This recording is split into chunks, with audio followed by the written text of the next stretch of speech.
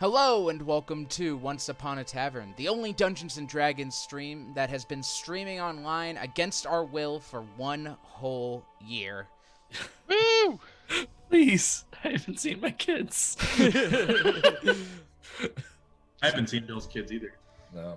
We've been digital for a year. We have more digital sessions than in-person sessions now in this campaign.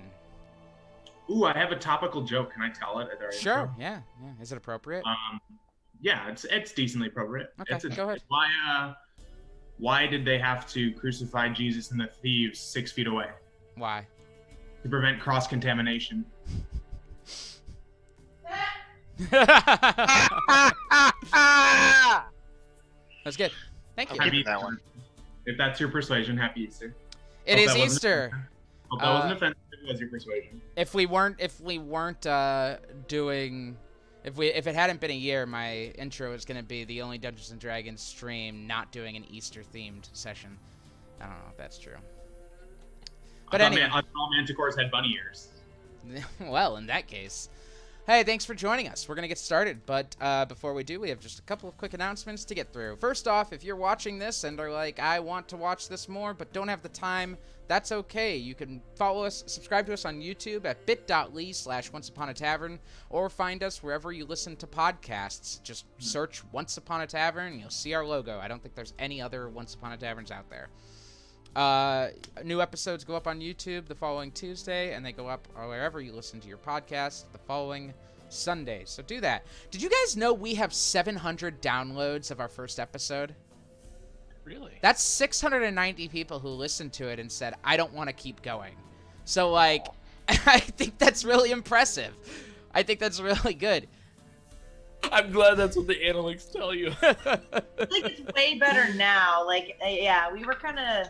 I didn't even like my first session. I didn't do that good. But it's fine. It's not you. All of our characters were not likable at the beginning. Yeah, well, shit happens. Come back if you. Thanks for speaking for me, April. Glad you thought my character wasn't likable. I mean, he wasn't. He liked Abraham, and I didn't. So. That's not likable for you. Before our demographic, Oh, which was... I was like way worse. I was definitely not likable. Not everyone could be a Grimwald. Yeah, I was fucking terrible. Grimwald. I still am. I'm actually worse. You said it. So moving on. And by the way, if you have an Amazon Prime account, you can subscribe to this channel with Twitch Prime by clicking the little subscribe button right up there and attaching your account somehow. I don't know, Google Twitch Prime. I'm sure there's a step-by-step thing there. Attach your accounts, give us that free, fresh subscription. Reminder, if you've done it already, you need to click that button again every month. It does not auto-renew. So get out there, go, give us your money. Furthermore, if you don't want to support Bezos, that's fine. You can support us at patreon.com/OnceUponATavern. We have all sorts of tiers for which you don't get much right now, but, you know, money's tight. You know, go over there. If we have 10 subscribers at the $5 tier or higher, Mike will arrive to our first in-person session, which might be soon, and Blue himself. He will coat himself completely blue. My first vaccine is next Friday, so I want to get Monday. Hey, this is looking good. Last Tuesday. I'm gonna get stuck. I'm not feeling excited about it, but we'll do what we do. We got to do what we got to do, right? Honestly, it was a very liberating experience. Yeah. You gotta get those microchips somehow. I can't wait. Mine to came be, with 5G, so. I can't wait to be a walking ad machine for Amazon. Swear to God, once you get the heads-up display, it is so fucking worth it. I swear to God, it is so worth it. More importantly, I can't wait to start doing the joke where I'm just having a conversation with someone and I interrupt them with an ad break for Amazon Prime. I think that'll be very funny. You gotta Okay. subscribe to Ben Premium. It's actually not going to be for Amazon Prime. It's going to be for the latest Windows update. Actually, Matt, that's not a bad idea for business, and we should talk. Moving on. That's everything. That's all I got. Blue, Amazon. Vaccines. Hey, if you're in Indiana, you can find out how to get your vaccine, because everyone's capable now at coronavirus.in.gov, I believe. Coronavirus.vaccine.in.gov. Nope, that's not right. It's coronavirus.in.gov. Honestly, if you Google coronavirus Indiana, I guarantee you the top 1 or 2 I'm is just going to trying be to where help. you need to go. I'm just trying to make their lives a little easier. Go get vaccinated. It's the smart thing to do. You can go to the movies again. It was awesome. Yeah. Or you don't, and make sure you have a good life insurance policy for your loved ones, because they could use that money too. So, one way or another, you do some good in your life. That's all. Let's do it. Let's play. You guys ready to play? I'm ready to play. I was born ready. All right. Without any further ado, let's do a 20-meter backflip into tonight's episode of Once Upon a Tavern.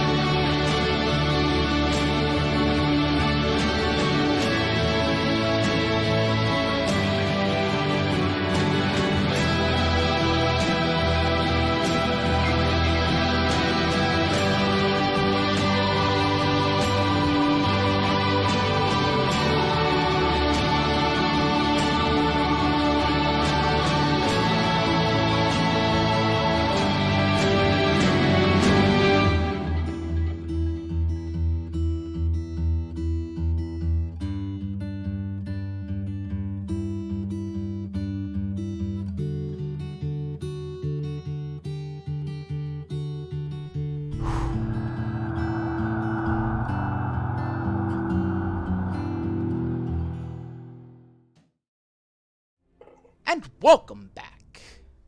Woo! Yeah. Woo! Let me hear you say if you're not wearing pants. Because I'm wearing shorts. You like that? Ooh, let me see more of that. You like that? Mm. All right. Let's not Where get the- shut where the- down. Come on. Let's Where'd not the get shut fishnets down. go? You said If you you had want to fishnets see I'm in. wearing more, socks. check us out at onlyfans.com/onceuponatavern. I'm wearing socks. We won't get shut down. That's a real thing, by the way. If you show your bare feet on Twitch, you can get muted. Anyway. So. Where we last left Los Caballeros. You all arrived in Empire's Crossing. And after going around town and meeting all the people, getting a lay of the land, you decided to split up to further your investigations. Altus and Grimald went to the square to figure out the possibility of perhaps releasing the Ursa Polaris upon capturing them in a safe and controlled manner. Discovering that they can't, their mission ended fairly quickly and they moved on. Joe, Varus, and Dozer went to highs and lows to look for Ophelia. Upon arriving and finding she wasn't there, you all decided to not search for her anymore and take a seat. You talked to Harry Scorn, who informed you all that the Song Swords are less popular in this town, and maybe shouldn't be in charge. But who should be? Why, Harry Scorn, of course, the man of the people. He has some interesting ideas and platforms that he would like to run on, and by run on, I mean run into the Governor's Hall and take it.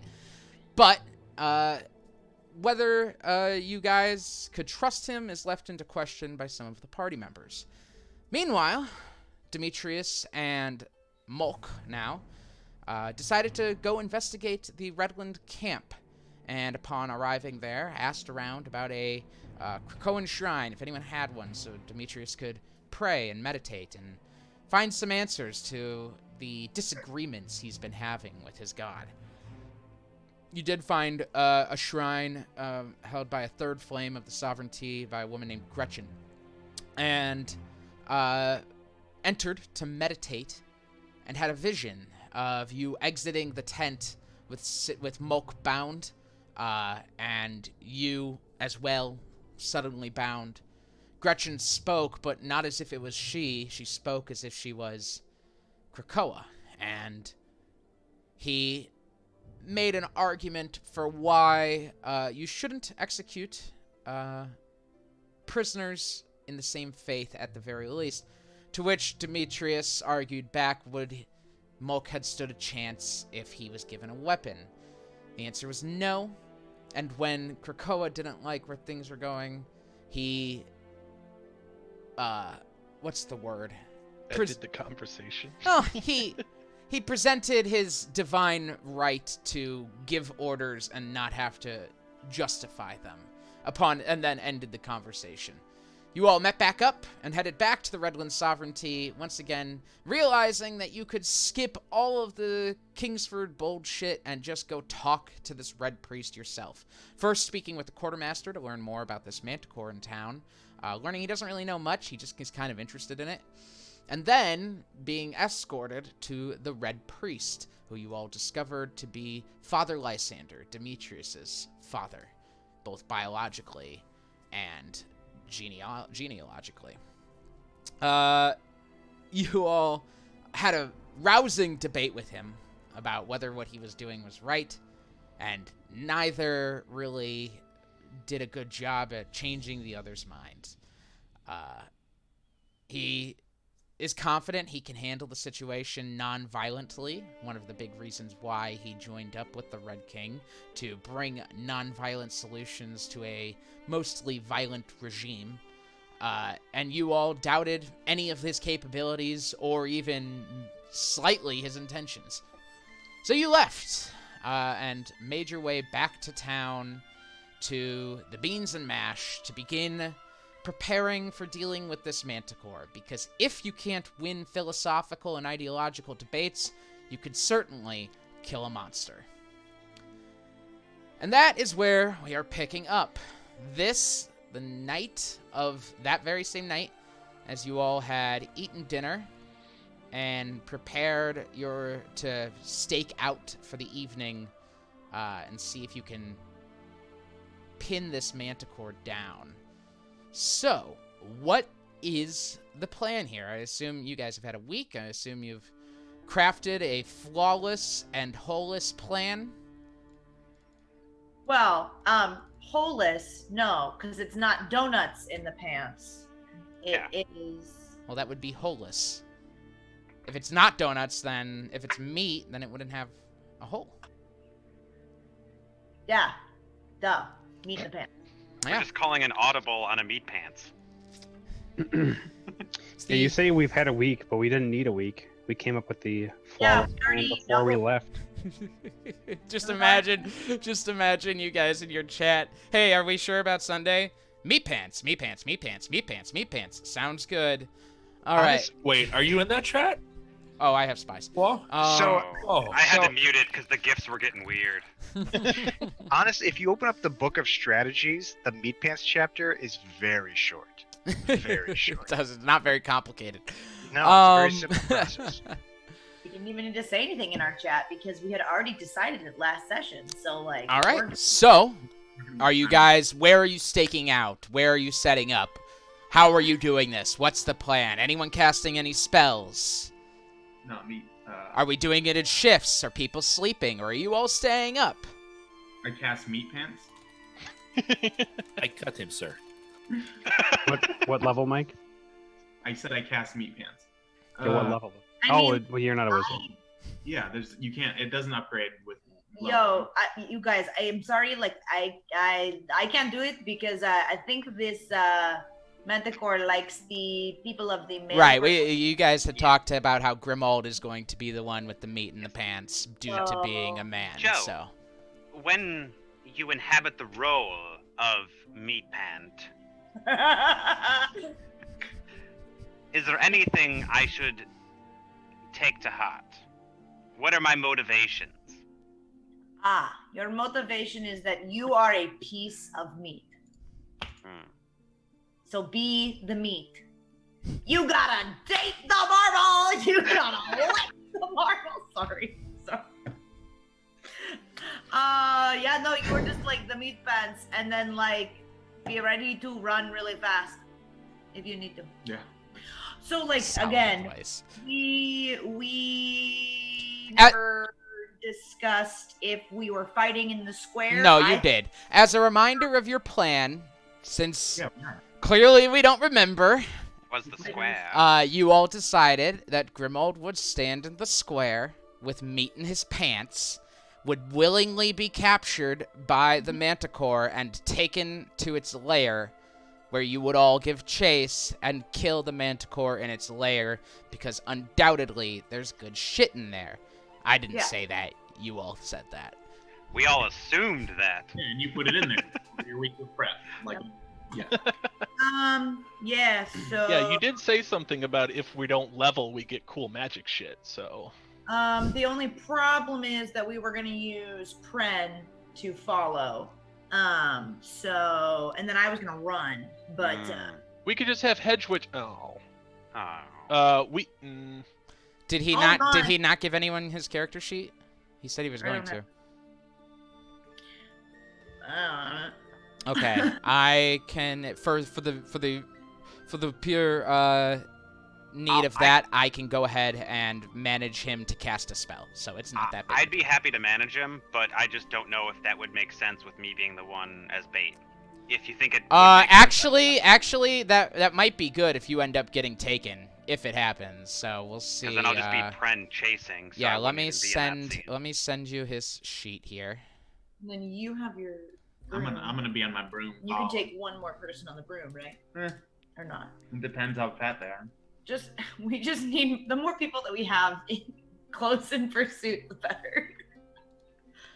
As long as Can Varus carry someone while he's flying, or is there a weight limit to the boots?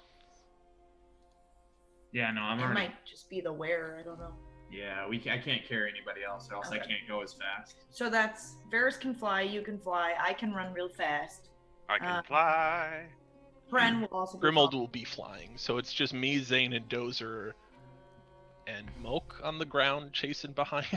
Remember, flight does not increase my speed. I'm just higher above the ground. My speed is still 30. So you'll be able to have like a better view, though. with Yes, that would be the only advantage at that point.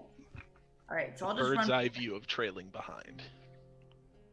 So he's just like, yeah, Joe's right there. Is that the spell fly count? No, it's his boots. Okay. Okay. So are we staying up all night? I mean, I guess, right? Because that's Yeah, when 'cause he we can normally stay. comes is at night. Yeah, we can do 24 hours before we have to roll checks, right? That is correct. So Yeah, they mostly come at night. Mostly. Mostly. Cool. Then we'll just stay up and be ready. All right. Probably all shouldn't just stand next to him. Like he I'm should. sorry. Be, It, yeah. it doesn't mean as much, but I am going to give aid at 4th level to Grimold. Aid. That's going to last 8 hours. At 4th level, he's going to give him an extra 15 hit points. And his maximum goes up for those 8 hours. So add 15 to your hit points, and your max is going up 15 as well. Okay. I will also cast Death Ward on myself and Varus. My man. And Do we know that how lasts fast for they- 8 hours. What were you asking, Joe? Does anybody know how fast a Manticore is? Do I need to like use my extra speediness, or do I just need to use my normal speediness? I've never seen one before, so I can't speak to it. Would Moke know? I didn't know if it was information that we had gained from Roll that. You can roll a nature check for Moke to Okay. see if he'd know. For Mock. Let me get Is it- different dice because I always get weird and superstitious about that. Yeah, we had a lot of Manticores in District 4, so I would know it. I'm just kidding. I don't know anything about Manticore. I mean, you could have studied. You can roll a nature check if you'd like. Yeah, you're a learned boy. So. All right, you've read lots of books. And I am is- ignorant as hell. That's a 22 for Moke. Girl know about thing. you. Is it Moke or is it milk? Molk. Is it milk? It's Moke. Malk. It's It's Moke. Malk. M-O-V-H. Like Moke. mocha, but Like Give the man a glass of milk. Yeah, give him some milk. all right, He all needs right, all some right, milk. all right. Yeah, you know, Sinrig would know that the average flight speed for a Manticore would be around 50 feet per 6 seconds. 50 Oh. African or European? It's just I those can aren't things. I can literally keep up with it. We're So is it 100 feet per 6 seconds or is it 50 feet per 6 seconds? If it's trying to run. Oh, I mean, if it's going somewhere, it can dash for 100 feet per 6 seconds. Oh yeah, but if it's carrying something, that might limit its dashing ability. All right, sick. Just checking. Swagtastic. Your boy can fly exactly that speed, so. Is it I a can- freshly laden Manticore? run almost that, but I can use my ability if I need to. Yeah, I can keep up with it. All right.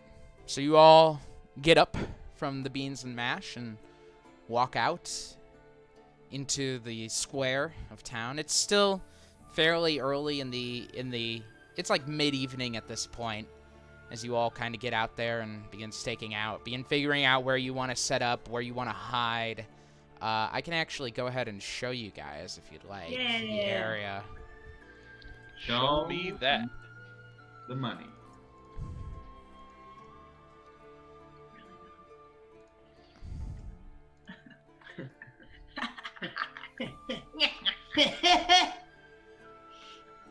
So there's that. Let me get your character pieces. This is worse than that time we had to fight that. Oh no, your serpent. character pieces are out there. That's right. All right, so here is the square. Let me bring it up for everyone at home.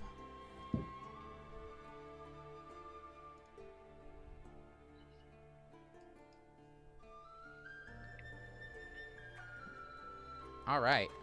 Go ahead and arrange yourselves. Where do you guys want to set up? Jesus, this is big.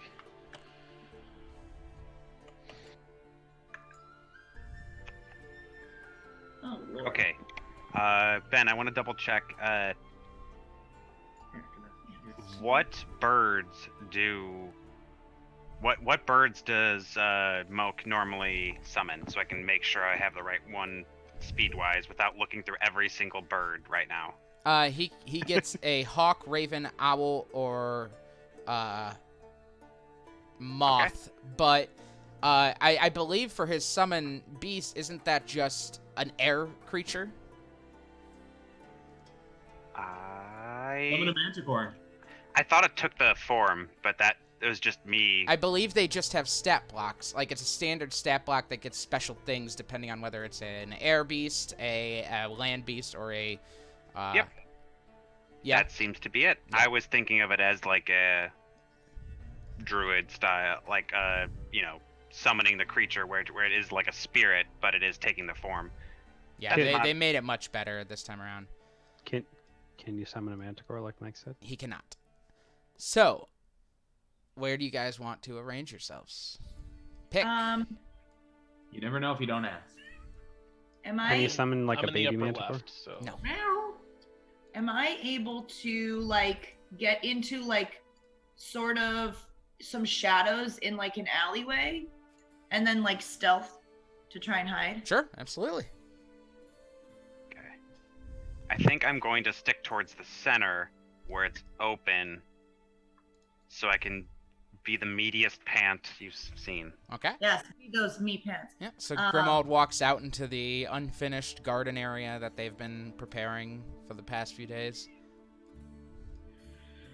I do like tell everyone where I'm gonna go, so that they know where I am, because they have to be able to follow me.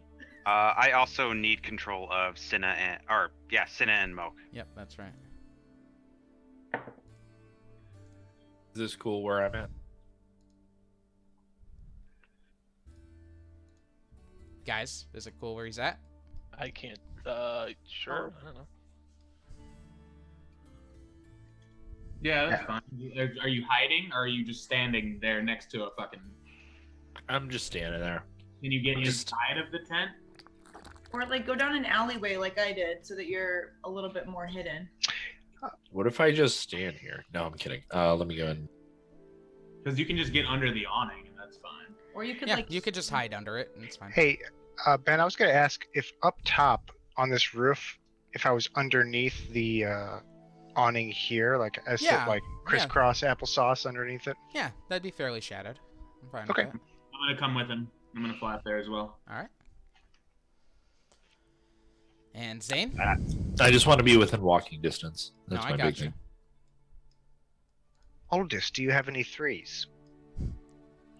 And Zane? No, I need Oh, he's not here. Where's Mark? He fucked off somewhere. I don't know. And he's got to stop doing that. We're in the middle of the What game. him? He probably hit the bathroom. I'm gonna Yeah, I'm just gonna put- I'm put, gonna- I'm yeah, gonna put him you got him wherever you there? want. There you go. All right. Yeah, perfect. That's where he is now. All right. You could probably hear us too. Wireless headset and all. All right. Good. So he knows we Oh. got him then. He's coming back. All right. Zane, we put you near the beans and mash. All right. And so you are, and so you wait. We're trying to be stealthy. Yeah. Yeah. I am not. Right, obviously. Grimald is not. walk. Yes, All right. I am trying to be stealthy. I will roll if you want. Yes, I want everyone to roll stealth checks for me, please. Ooh, good roll. You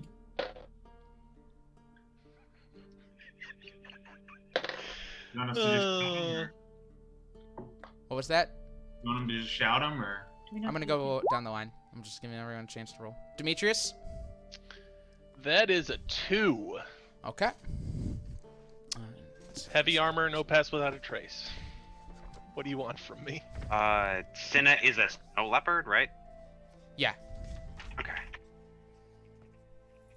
But once again, there's actually a special thing with her stat block as well. Oh well, damn it. Sorry, I thought he sent all this. So I didn't He realize. started sending stuff, but most of it was like D&D Beyond, like easy grab stuff, like with. Here, it says right here. Her dex bonus is +0. Oh, well, There you go. she still did way better than Moke. So. All right. So what did they get? Moke got he got an 11, Okay. and Cinna got a 19. Okay. Zane?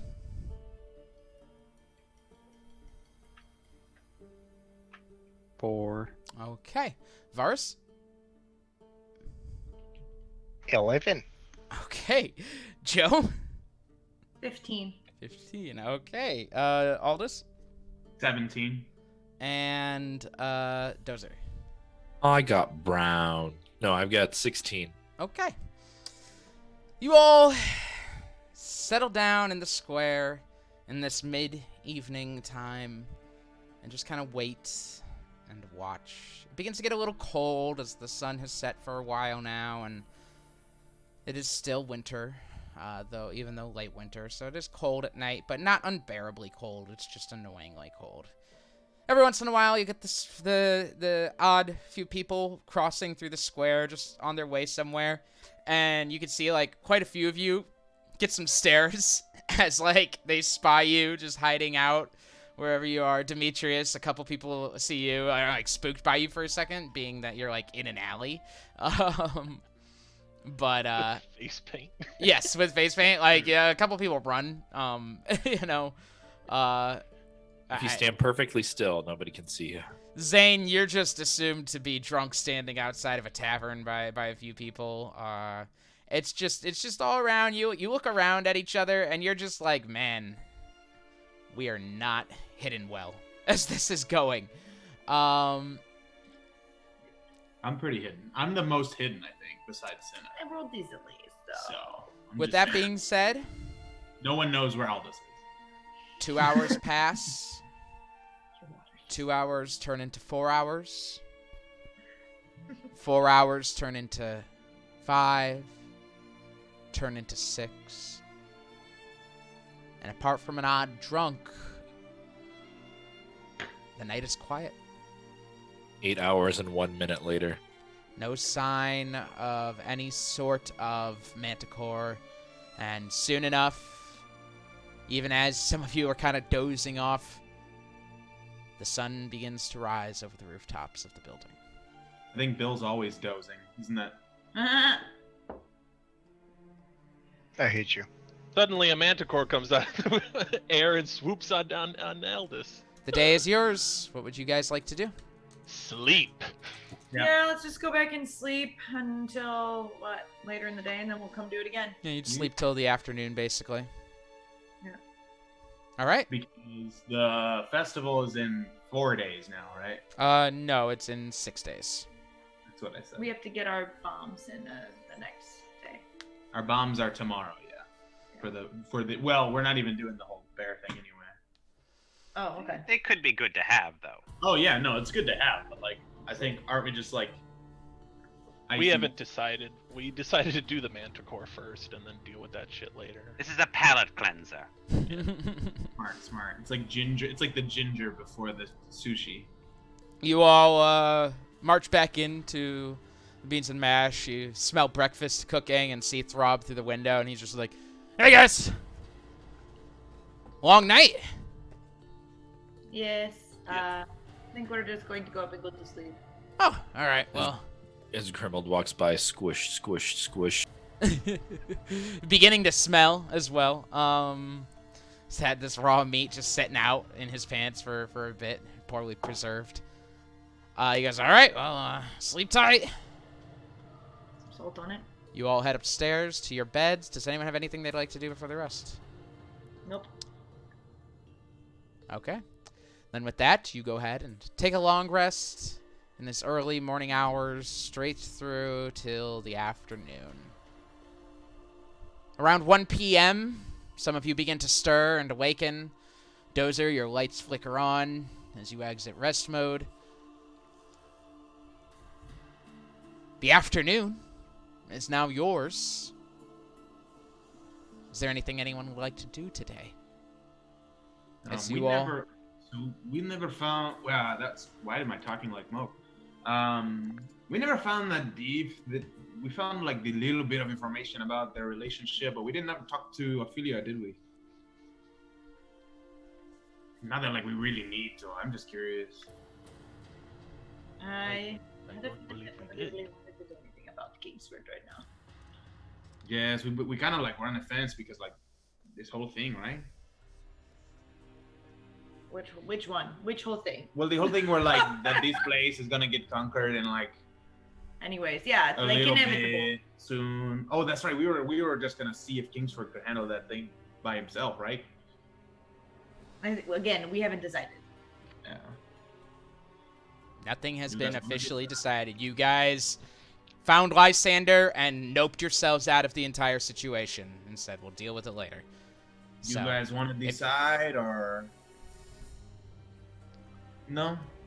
I mean, it seems like they're going to come no matter what. So, like, if Kingsford, I feel like a complete removal of power is not necessarily a good thing because if Kingsford can make a negotiation peacefully with them, at least it saves people here. Whereas if we brought in a new person and they want to kill the Redland sovereignty, they're all going to get annihilated. Yeah, that is true. I guess it's probably. I better. mean, that's what it seems to me. So, like, I don't know. I feel like we just don't fucking do anything. I know it's frustrating, but I don't think there's any way we can stop them right now with how much there are of them and how little there are of us. Well, then it sounds like they are not going to stop, Yeah. no matter what. does anyone else have any thoughts on this? Or I have a less desirable option. Of course you do. What is that? Kingsford is known for entrancing people. Don't think We it's know the current Red Priest is not a good candidate for this. Yes.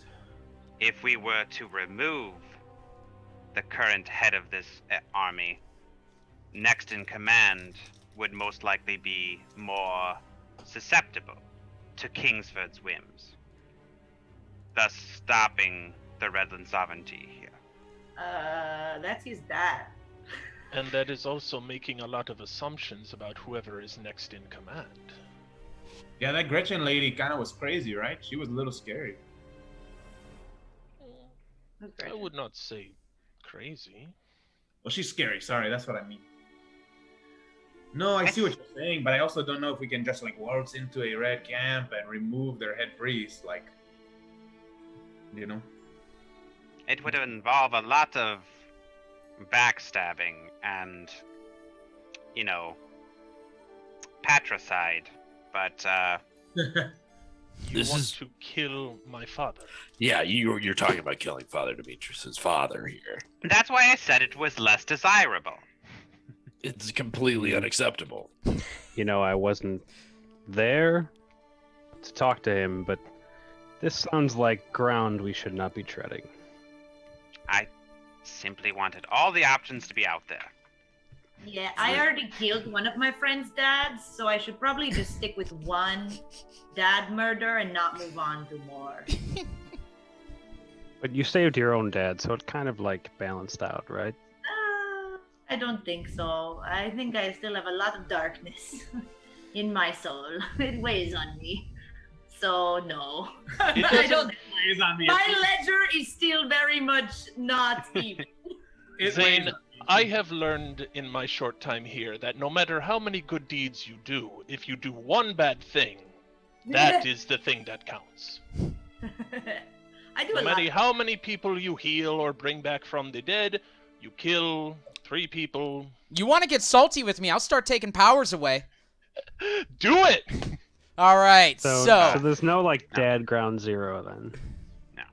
Now, at the end of the day, if Demetrius was not on board, that would not even be an option, whether it be actual patricide or even kidnap. So. I straight up think we just be like, okay, bye. Good luck with the Redland sovereignty, and then we just leave. Unfortunately, I feel like we cannot accomplish what we want to at this current time.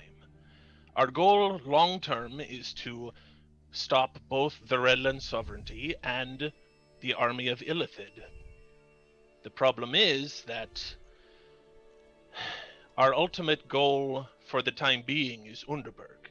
We cannot get to Underberg safely unless we leave the Red sovereignty alone here. Unfortunately, that means sacrificing this town. Yes, I think we don't make an enemy or an ally. I think we need to just be neutral on this one. Later, sure, but like right now is not a good time to pick a side. Hey guys, want any lunch? Sure. All right, coming right up. He heads off to get you guys some stuff and comes back pretty quickly with some nice assortment of nice charcuterie board he got. Then he sets down. He just 3 silver. All right. Moke hands him a gold. Stop doing that. Thanks. It's not because I'm generous. It's because I don't know how to count. Yeah, he catches it. And he's just. All right, well, you guys gonna be out late again tonight? Yes, probably. Why? Just curious. I'll be up all night, so just. I do power naps since it's just me running the place, so. Let me know if you guys need anything. Oh, did you do that thing where you like sleep 20 minutes every 2 hours? Yeah, basically. Now you only need to sleep 2 hours at night. That's basically how it goes. It's a blessing and a curse, but helps me keep the place afloat. So He just starts like. unfortunately, the downside of all of that is when I sleep, if you know what I mean. Yeah.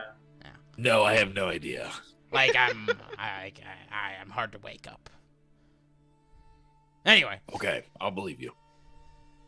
All right. Well, hey, yeah, cool. So, just back to. Oh well, you can go. Yes, I'm going. Bye. Okay. And he I just walks didn't want you off to think- confused. That was so rude.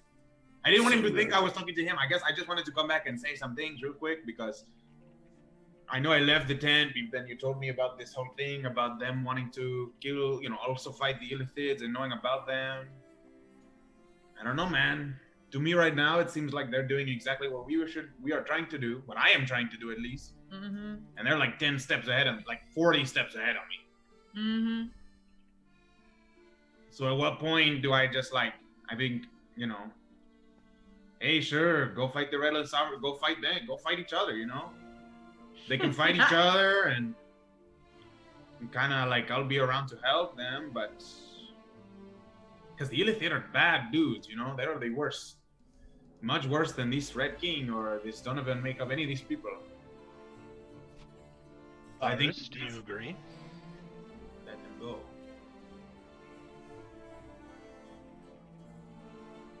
You're muted.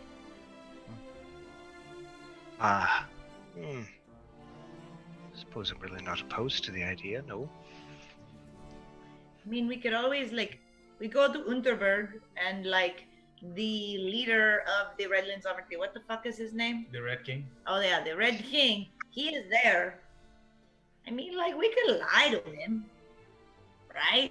Be like, oh yeah, we were friends. Yes, you help us, we help you, and then we just turn around and kill him after he kills the Illithid army, right? That sounds very evil. Yeah. Also, probably Oh, not okay. quite as easy as you make it sound. Yeah. Well, yeah. Duh. Nothing we do is ever easy. I, In fact, I- honestly, probably make things way more difficult than they should be, to be honest. Oh, okay. I mean, I guess I was just trying to make our lives a little bit easier, having some help fighting the giant army. But It's definitely an idea. Yeah, if they are already weak after fighting the Illithid, maybe we can just turn around. I think it would just kill the Red King. That kind of takes care of it. Yeah. Isn't he their prophet? Yes. So kill the prophet. Makes it Who easier. takes over if the Red King dies? Ideally, no one. An heir, Varus, is what the idea was. But you don't. He didn't have an heir when you worked for him. So. Maybe I am the Blue King. I'm just saying, Where is this? What did you say? I said maybe I'm the Blue King. Oh. True. He is very blue. Yeah. It's gonna. Or maybe Dozer's the Gray King. Adamantine, thank you. Oh god, it's Have you ever seen when fire meets water? I don't know why we always seem to be getting involved with political intrigue and toppling governments and such. I just don't understand literally it. don't know either. I mean, let's be honest, Dozer, do you have anything better This to is the do? game. I could be cutting something. We do a lot less cutting than I would like.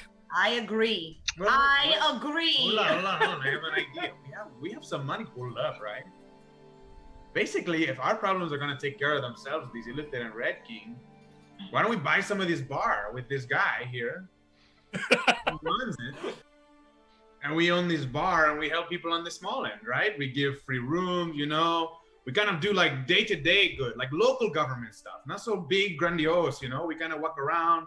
That's where you can make the real changes. That's what I hear. I think so. And we, Joe's beer will be on tap and, we'll have what we got to do here and you can What do heal you thi- people. What do you think about Warforged Mayor? I love it. I think it's great. I hate the idea, but I love the name. Fun. What did you say, Grimble? Sorry. I hate the idea, but I love the name. The brand is on point. That's all I'm saying. Here, Joe's there. I guess what I'm saying is right now, I guess I can talk to the Red King and give him some input about the Silithid situation, which I guess we're going to Underberg anyway. But I don't really, and I know like we don't like these people and they have some violent methods for sure, but we can't control that. Like, and there's nothing we can do against 400 people. You know, that's just not gonna happen. The biggest spell I can cast is like a 20-foot radius, so like I can get like maybe 4 of them, and that's if they're not dexterous. So it's like at this point we talk to the Red King. I give him the information we have down in the Triton Kingdom about the Illithids. Maybe spur him to move a little faster, but I don't know if there's much I can really see doing if this problem is going to kind of sort of settle. I mean, they're going to fight, right? Like that's the idea. That's what he told you, is they're going to fight. Yes. So if they're going to fight the Illithid, the Illithid are probably going to win. And then we can like try to take on the Illithid after they're a little weaker, but I don't know. I guess I'm just like speedballing ideas here, talking out loud, thinking out loud. So everybody kind of gets an idea of where I'm at in this kind of situation. I had floated the idea about letting the Red King into the water plane to fight the Illithid before, and you seemed reluctant to let that happen. Well, I guess I thought about it. I thought about it all night last night. So, and there is not much in this Trident Kingdom anymore besides, you know, my friend and his resistance. The rest is all traitors anyway. So they will most likely be tried and put to death anyway. So beyond that, like, if they die in battle with the Red King, it's just expediting my long judicious process, right? There's a lot less paperwork for the court sage, let me tell you. It's like writing on coral. Yeah. So at this point, I suppose if we talk to him and supposedly suss out his kind of motives and what he wants to do, if it is genuine and he's, like I said, 40 steps ahead of me, push him in the right way and help them out. Which again, I know I know they're not all good people, but I can tell you for sure they're better than the Illithids. Everybody is. Literally everybody. There's nobody on this plane that I'd be like, yeah, I'd side with you over the Illithids. Nope, I'd side with the Illithids to fight you. No, that's not gonna happen.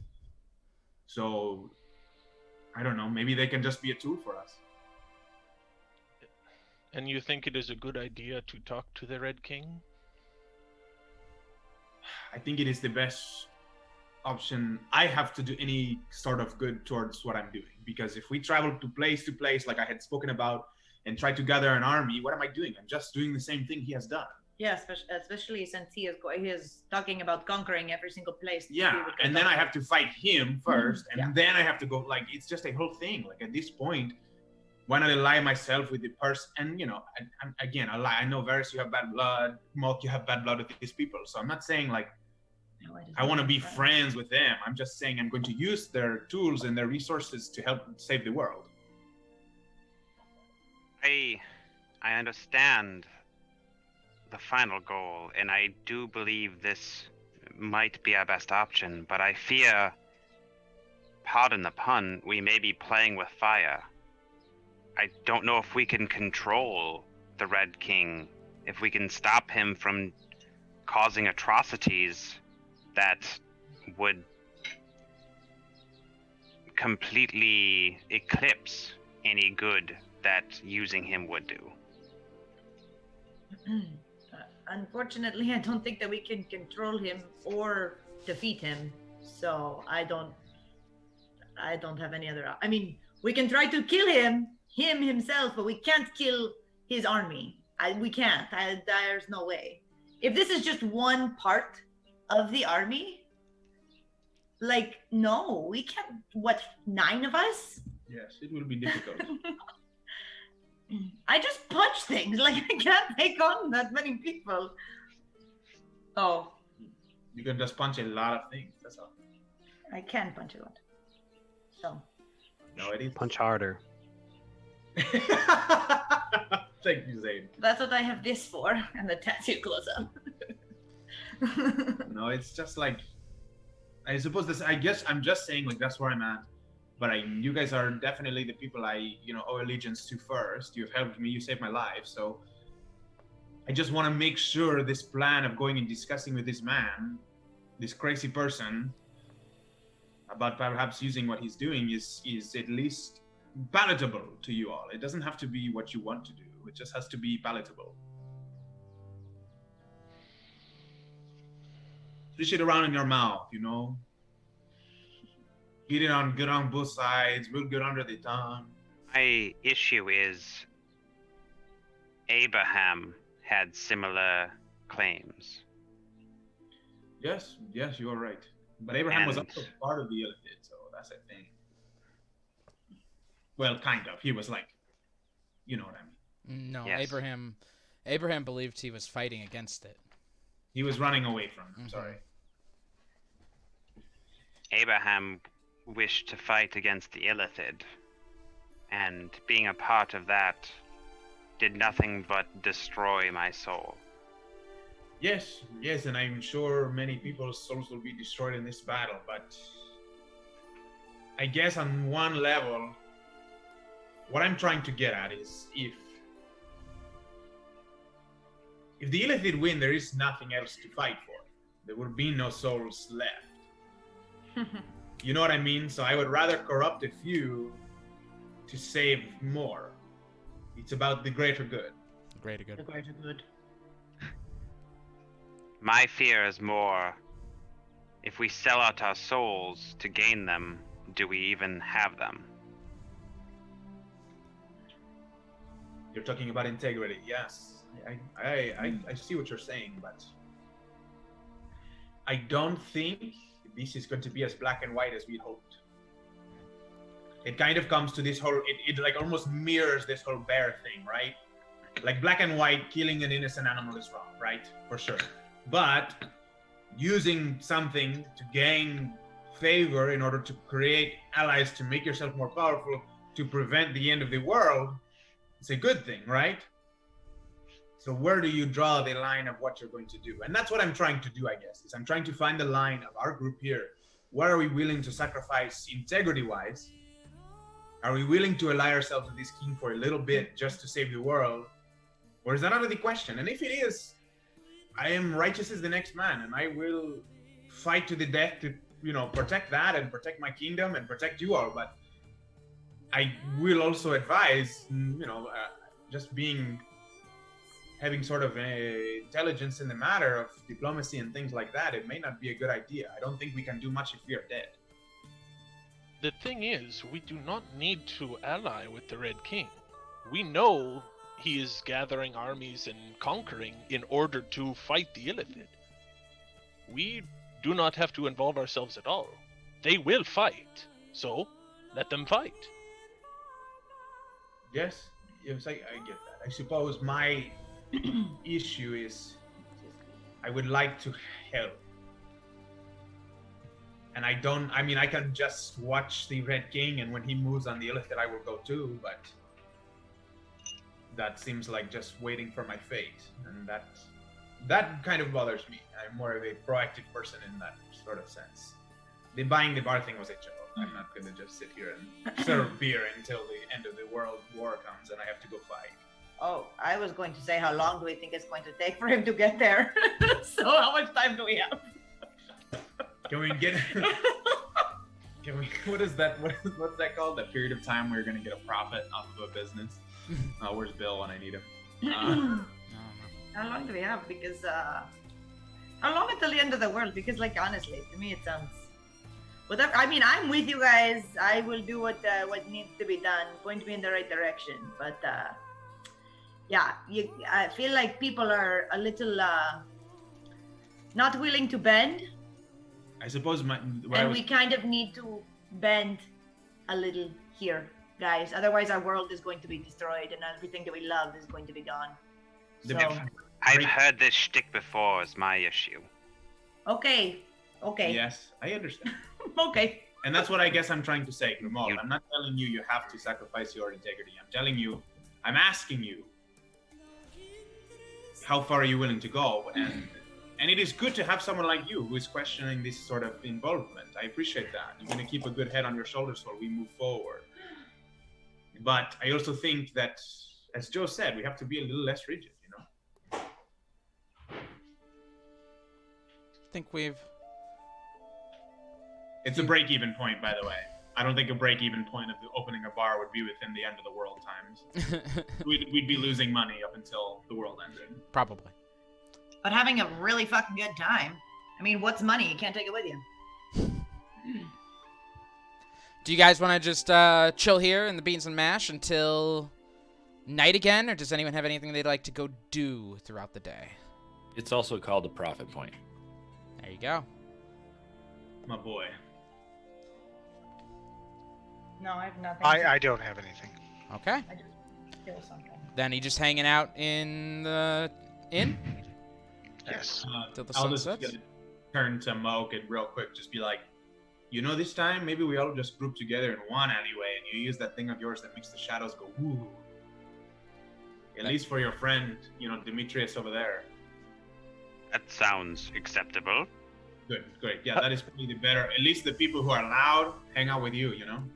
I am very conspicuous. Okay. You all hang out, Right in.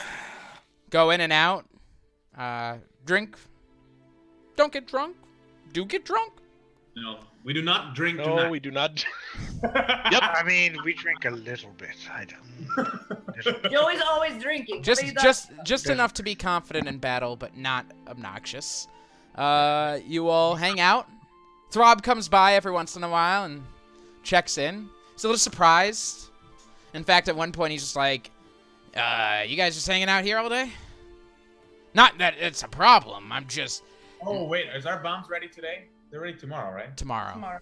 Got it. Not that it's There a problem or anything. You're more than welcome. Very happy to have you. But, you know, just surprised is all. Does anyone have sending? Yes. Yes. Hey, really quickly, I don't. Can you just, maybe one thing we could do while we're waiting here is we can see if Deliria has some new stuff. We can go check in with her, you know? Can you send her a message and see if it's cool if we drop by? Maybe she has something we can use for the Manticore. I don't know, shopping, right? Like, what else? There's no shops in here that is gonna carry anything I really need. We do have her teleport circle, correct? Yeah, that's what I mean, Yeah. but I don't. She just got pissed when we just keep showing up, so I'd rather, like, ask her first with, like, a spell and just be like, hey. It just stayed perfect because we also know Archibald's as well. Yeah, so we can get So we there. could come back here equally fast. Yeah. Oh, depending on the magic used. Well, you know, she'll drop us off. Remember, she drops us off wherever we want to be, so she can True. just drop us back in here. Do you mind? No, not at all. I will send her. I'll just shoot her an email. You know, ask. Yeah. Okay. All right. So I cast, CC me. cast sending. Take the crystal ECC me out. because I want to know. Hush, but I don't hush, want her to hush, know I hush, know. hush. I can't hear him. What are you saying, Demetrius? I take out my crystal from around my neck, cup it in my hands, and hello, Deliria. We were wondering what sort of magic items you have in stock today.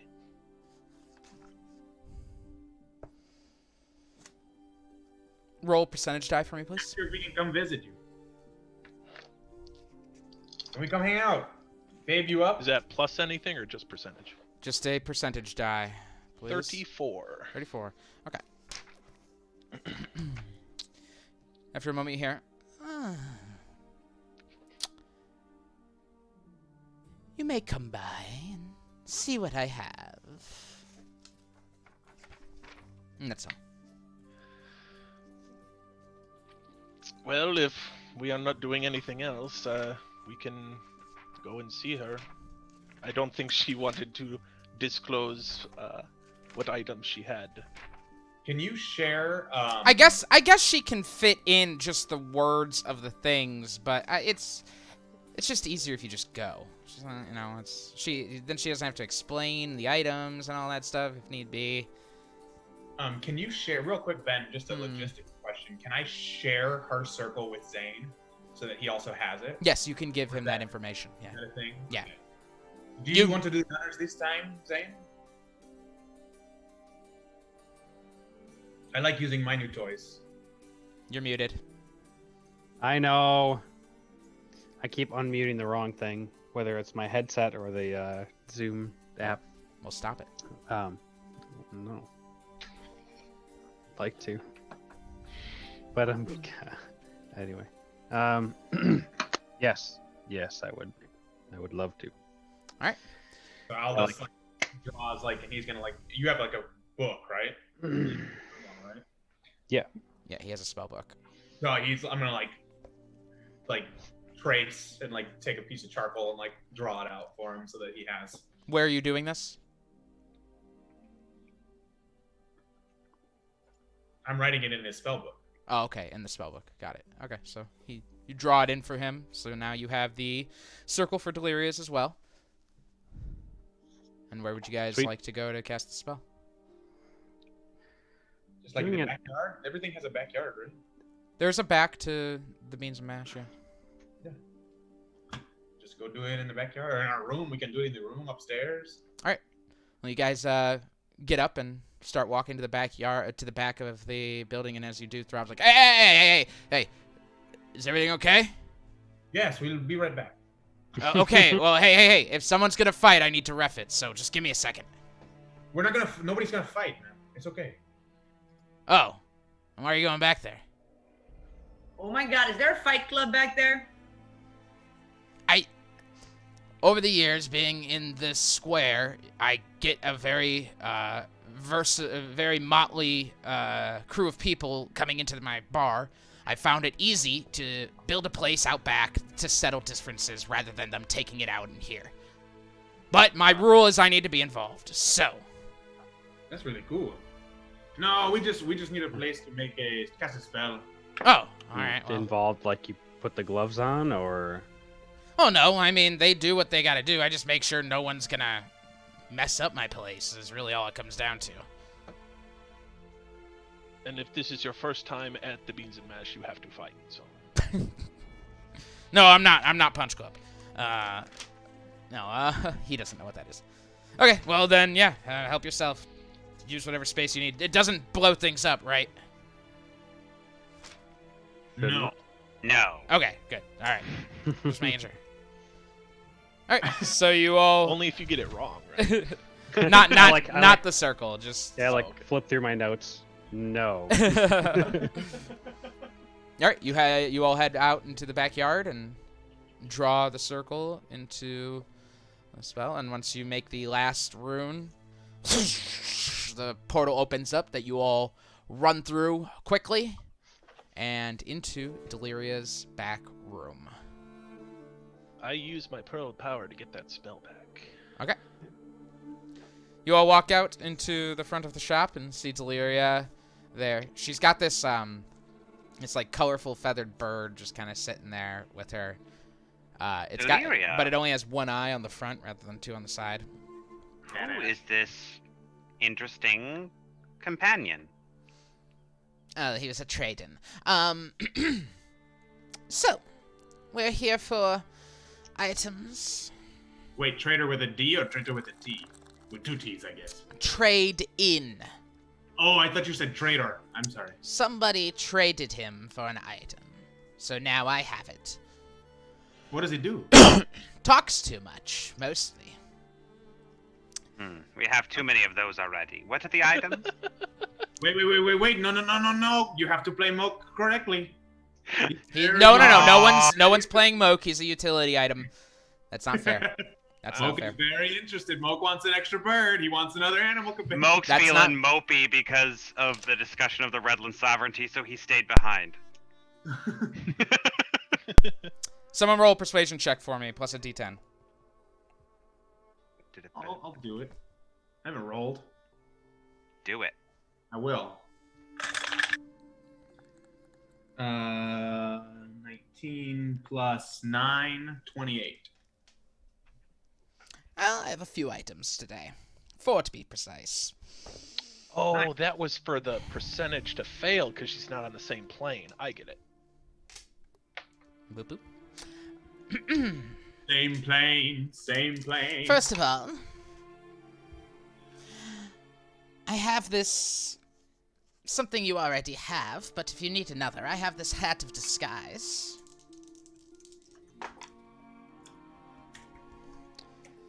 These braces here, designed to help with archers. Colin is interested, but Varys is not. Yeah, right.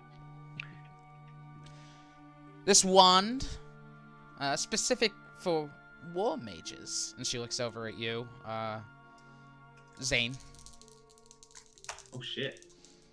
And a staff of the adder. And she holds it up and you see like a snake wrapped around it. The badass staff. Sounds cool, but I have a very, very sentimental special staff. Let me think here. What does it do? Well, the Wand of the War Mage is a classic item. Useful to wizards and spellcasters that want to be a bit more powerful. Now, remind me, you already have a special spellbook, do you not? One that gives you a bonus? Well, then never mind. This will actually not be useful for you. They don't stack, you see.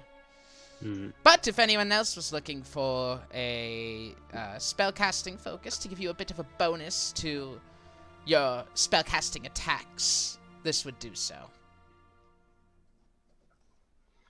I'm good. I got a thing for that already. But I appreciate you. Very well. Well, I can't say I'm not disappointed. I got very excited when there was something special for me.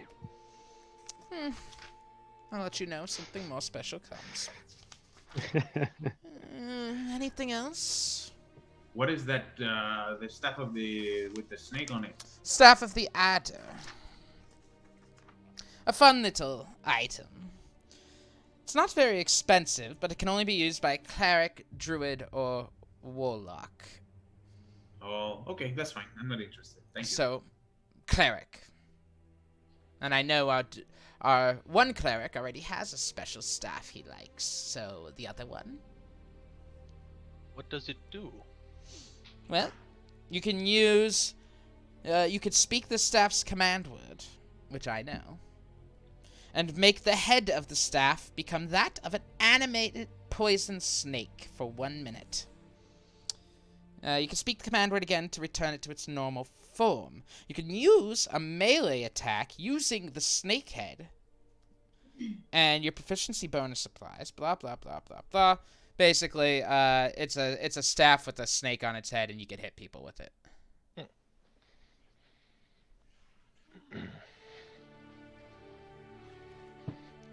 Attack snake sounds pretty cool. Not really my motif, though. I am already very sparse with slots for items. How much for the bird? I suppose 1,500 gold. What? Why is he that expensive? He is a talking bird with one eye, quite rare. I have an exotic collector that would be interested, but for you, I'd be willing to sell it. 1,500 gold, huh? That would almost clear me out. I'm sure Mok would give you some money to help, but that is. He doesn't. So he doesn't. He's not like magical or anything like that. He just talks. Huh? Magical in what way? Like he doesn't like attack like the snake staff or anything like that, right? He just. You could probably train it to attack. What is your name, bird? Carl! Carl? Done. I fucking need it. Oh God, I need it. But I have 0 money. We can't let Carl go. I will donate to the Carl Fund. Yeah, me too. Yeah, should we guys? Should we buy a bird? I can definitely donate money to that shit. I How have much to. money think, do we? Let's with buy the a bird. with the frequency that we have been separated recently, it may be good to have something that is not beholden to an individual. Yeah, and it's kind of like a easy sending, right? We just tell him to go where he's intelligent. You're intelligent, right, Carl? I'm very smart. You're very dumb, idiot. All right, I'm sold. Yeah, done. We need this. We absolutely need this. All right. So who can contribute? Yeah. Shut up and take my money. Right here. Matt loves this. Grimald despises this. That's 5, so 15. Oh shit. It's like 300 each. Do we got that? Does everybody have Yes. 300 they can Yeah. give us? Yes. So I have 300. Well, I had a soda. I didn't really have an alcoholic drink, so like. No, I didn't count you. Are you in too? Yes, I'm in. So Oh, yeah, do what did I that. say? Does the fantasy pope shit in the woods? I mean, Yeah, so I actually didn't eat any of the appetizers. So I really, I don't feel like I should have to. I just feel like we don't need to split that. Yeah. 250, guys, for the bird. 250. all for I the- got was a salad, so All right, you all pool your gold together, and she's like, okay. And she gets the cage and opens it up, and she's like, get in. And he goes, you get in. She's like, no, you get in. You get in. And she takes it and just kind of tosses it in and shuts it, and you can hear it screaming, just, assault, assault, assault, assault. And shuts it and locks it. She goes, your problem now. Here you go. Hell Sorry, yeah. Mike, how much did you say? I said 250. If you were contributing, it was 250. There were 6 of us, so Yeah. for 1500, it was. Yeah. Cool. Well, thank you very much. This is gonna come in a lot of handy, Carl. It's a pleasure to meet you. We're gonna be hanging out. I'm Aldis. That's Grimald. That's Varys there. Zane is the Dragonborn. You're repulsive. You are so, I love it. You've got such a good wicked tongue on you. I think it's gonna be really good. what's the return policy on this bird? No returns. Anyway, the door's you right thi- here. You know, it's like he has a tough exterior, like a hard exterior, but he's really a big softy on the inside. I can tell. Question. Hmm. Because I can't seem to pull up the cap of disguise. Is Hat of that disguise? only on humanoids? Mm, I have one. why? Who do you want to get it for? The bird? Yes. The hat of disguise. No, I have an extra one. Oh, it's a hat of disguise. Yeah, normally I'd say like you could put it on an animal, like Cinna could wear a hat of disguise because her head's big enough. For the bird, its head's not big enough, so it would just sit on it, like it would just cover the whole bird. I wonder if we could get like a tiny sombrero version of that. Anyway, I like that idea. I hope you understand this is not a loiter lounge. So, if you would like, No, I get it. It's fine. if you would like to be leaving, Yeah, we'll go back to where we came from. Thank you very much. Appreciate you. you know what the door is. I don't even know how she stays in business being so rude. Bing, bam, bing, bam, bing, bing, bang, bang, bang. You all approach her door and open it up, and as you do, you see the streets of Empire's Crossing in mid-afternoon. You step out onto it and shut the door and look back and see just an abandoned building. Nothing special. This is the perfect place for our bar. Are we going to call it our bar? Yes, No, call it Carl. it's Carl's bar. What's that smell? Carl, are you interested That's in me. buying a bar? That's Smells me, like Carl. sewage. Yes, that's me. We just took a bath yesterday morning. How did you already smell like sewage? Maybe it's the rotten meat in Grimald's pants. He doesn't need to know about meat pants. We don't know if we can trust him with that secret. Meat pants! Meat pants! Meat pants! Just shouts it to everyone. People are all like walking Now we by need and to looking kill at you. Kill the bird! Kill the bird! People are all just like, what the fuck is wrong with you people? And it's just like flapping its wings in its cage, just meat pants, meat pants. Is there a way I can like start to train Carl to not like run away when we open this cage? Yeah, you could start making animal handling checks to train the animal. I would like to assist him if I can. I would love I have pretty good animal Oh, yeah, then handling, you do it. actually. Sure, you guys just doing it on the street, or? Yeah, We could do it in the bed. Wouldn't we come back to the backyard or not? Yeah, we'll do it in the Oh, backyard of Rob's. I can't find my stats for judgmental scorn. For Grandma, I think it's a +20. Just always. Oh wait, is that Harry's brother? You're not. Ah. You're not on the You're not on the class traits. You got to go to the class traits sheet to get that. Yeah. You want to roll? Yeah, I for sure can do the animal handling. I weirdly have decent animal. We'll help you. And where are you doing this? You're just doing this out here? We're just gonna do it in the backyard, I think, of the beans and mash. Okay, so you head back there. She didn't drop you off exactly at the beans and mash. It was just a bit of the ways down. So you head back as evening approaches, and you can tell like people are coming out and they're locking up as they're getting ready to go home and head to dinner, things like that. You walk back to the square and head to the beans and mash, and you can hear the sound of a lute playing as you could see Ophelia and her posse walking through the square, and she's just singing. And they're walking by, and she smiles at you guys. She goes, "Hey, losers!" And then the bird just... What's the song? Meat pants! Meat pants! It's just a nice song about life in the crossing. I want to hear it. Too bad. And she just continues to walk by. Because every time we touch, I get this feeling, and every time Okay. You all walk back into the beans and mash and head into the backyard once again. And with this bird who's sitting there in the Where did cage. she go? Which way was she headed? She was heading south.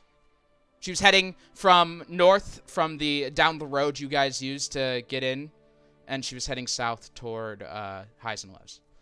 Got it. We don't need to talk to her, right? Because I thought you wanted me to train this bird. yeah, train the bird. Okay, then that's what I'm going to do. Sounds good.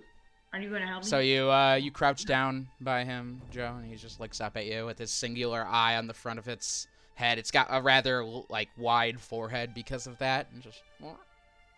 I love this so much. All right, Carl. So like, when I open cage, you just like hang out on my shoulder, right? Don't flap away. Don't fly away. In return, we give you free food. We're gonna make sure you stay fed, Absolutely. have a place warm to sleep later. Really entertaining stuff too when you're around this group of people. It's never boring. Yeah. Roll. Go ahead and roll an animal handling check for me with advantage. He is aiding you. I got 18. An 18. Weirdly, she's good at animal. I have +4 in animal handling. I feel like as a bartender, maybe. I don't know. You handle animals as a bartender. Yeah. Has Moke seen the bird yet? Would you? We can't really do much role playing without him here. So he is a utility for you guys to use if necessary. Otherwise, he's just. I was hanging out thinking by like a himself. nature check, like anything he recognizes. So that could be considered utility. All right. Yeah. Go ahead and have him roll. Just to see if he would react even.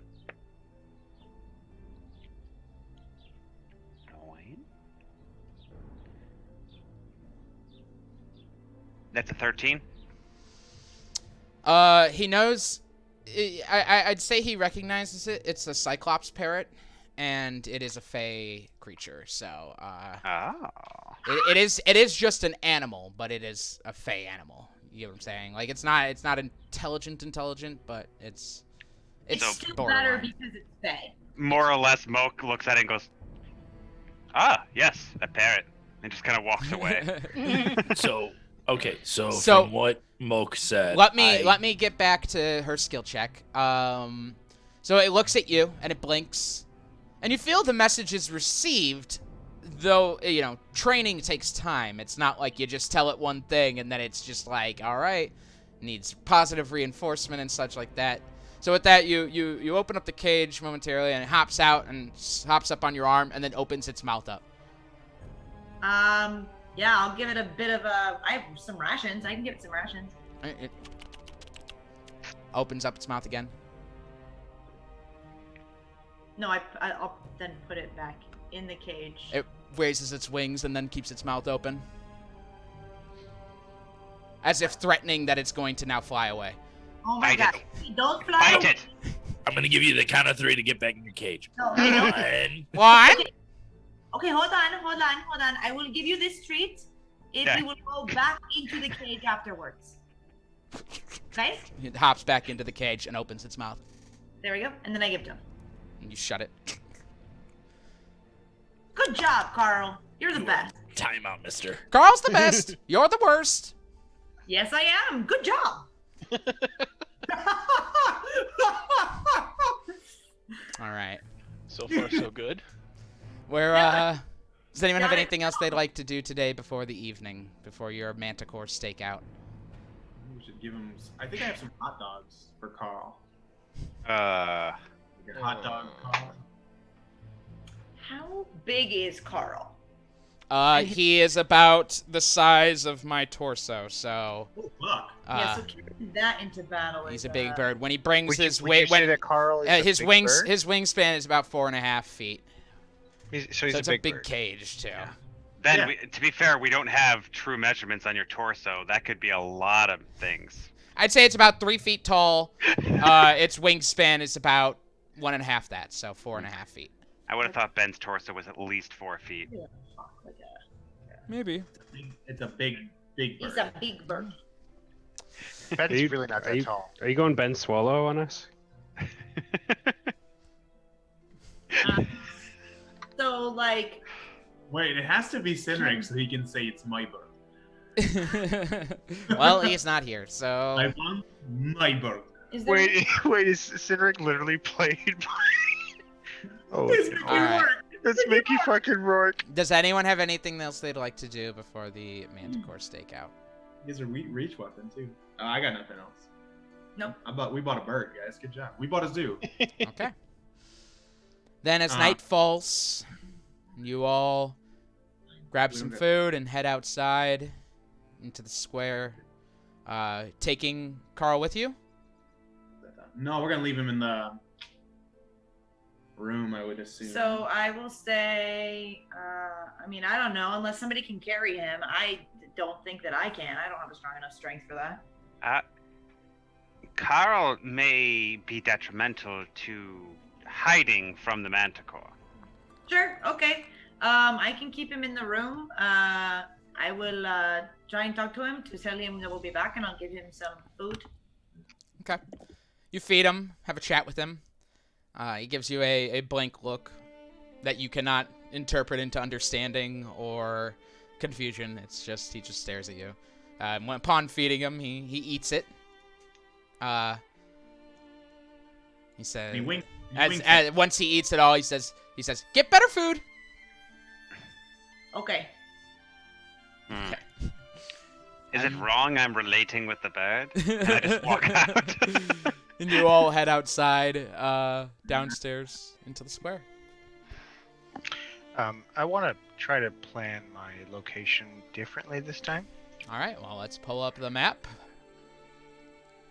Are we up I for- believe someone had said that you all want to stick together this time and use Pass Without a Trace. Yes. Yes. Where would we like to group up? I think the louder people are gonna group up. I'm still gonna stay in my little perch up here. Okay. Yes, I actually got something for that. You got something for what? I swapped out a spell last night. Oh, okay, got it. That must be nice. So I'm you- like, when I have spells, that's just what I have. Yeah, buddy.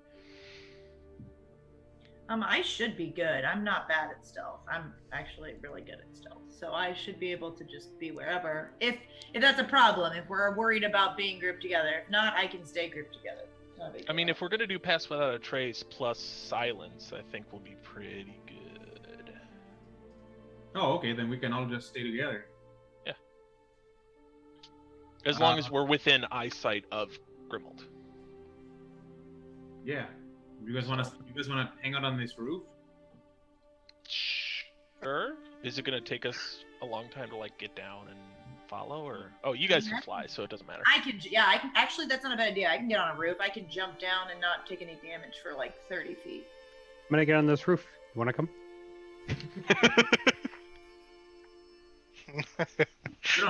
We don't have to stay on the roof. I'm just curious, or we can be on the ground. I don't want to like bust in the roof. This is all literally just go on the ground all together. Just do it all together. All right, let's go into the ground. Let's go. Where's like an alleyway? Is this an alleyway right here?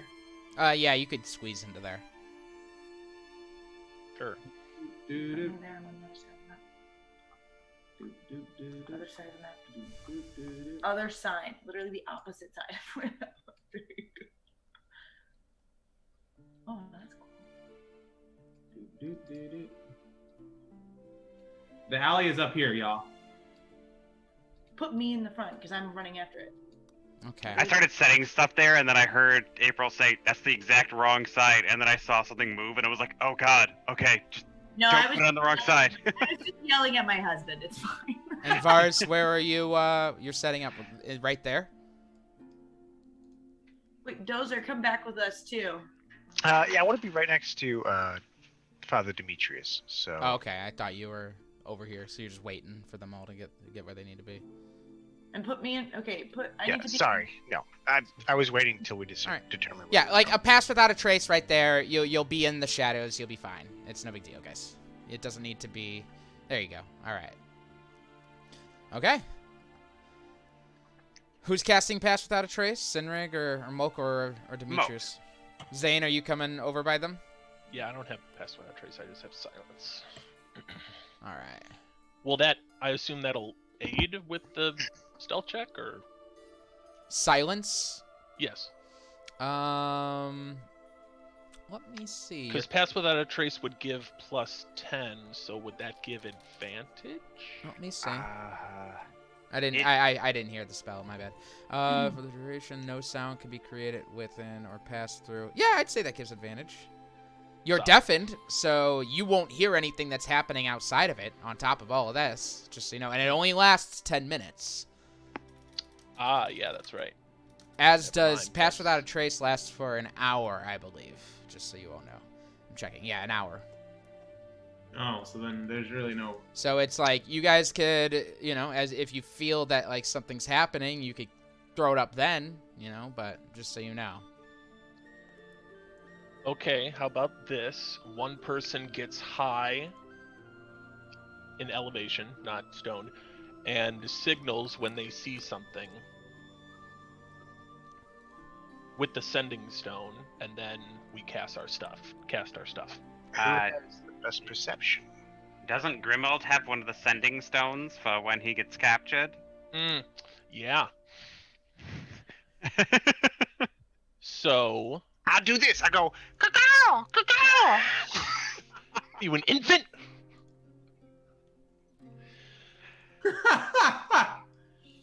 I will. I can fly up, but my perception is not awesome. Yeah, Just warning. Okay, so just stay within 90 feet of me. If you're within 90 feet of me, you can telepathically talk. So I have a solution. I can cast message, so 120 feet is better. So I will fly up and then cast message at 120 feet. Okay. You're going to fly 120 feet up?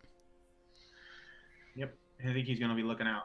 Yeah, and I will be actively perceiving, which I'm not too bad at. So. Okay. I'm marking you as 120 feet up. Would that be visible to the... It's going to depend on his stealth check. Like, being that high in the air, there's a good chance that something flying could miss you, Yeah, that was kind of my thought. I'm like, it could, but also, would that just be like hanging out there? I don't have a good estimate of how high up that is. All right, so Vars, I want you alone to roll a stealth check right now. I'm going to separate you. I'll take it. Hell fucking yeah. And you could take advantage on that too, because like I said, you're 120 feet in the air. It's dark. You're away from any light source, so you could kind of blend in with the night up there. You know, I rolled it a second time and it went down to a 1, so thanks Alright. to the advantage, I guess. I tried. What'd you get? Now it's a 2. That's going to be a 19 total. A 19 total. Dirty 19. Yeah, that 19 is dirty as fuck. Filthy. All right, next I need you to roll a perception check for me, since you are keeping a lookout. Huh. That's going to be a 15, big dog. A 15. Okay. You all, after the sun has set and you wait till the streets are cleared out, you take your places. Grimald, the meat in your pants has grown to... The smell has grown to something that would be unmistakable to any sort of creature. It is pure, disgusting meat, and it's not. It's you can feel it getting slimy down there. It's not good. Roll con save or vomit. I was gonna say the smell has grown. My dignity has diminished. Let me just say, you're lucky it's winter, or else there'd be a maggot situation as well. But regardless, you take deep breaths through your mouth, and wait. As the night goes on, Varus, from up where you're at, you can hear the raucous highs and lows off in the distance. You can hear the mellow beans and mash below. And you wait. An hour goes by. 2 hours.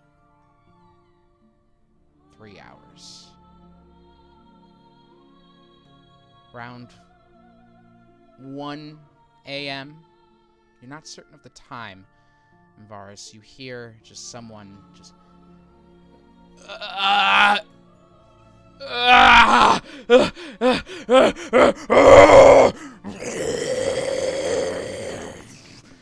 As you can see, lifting up off the ground from, as the map, as you're looking at it, assuming north is at the top, from the east of where you guys are seated, just beyond the buildings, you see this massive Manticore rise up beyond the buildings. It is huge, much larger than your average Manticore, and it flaps up.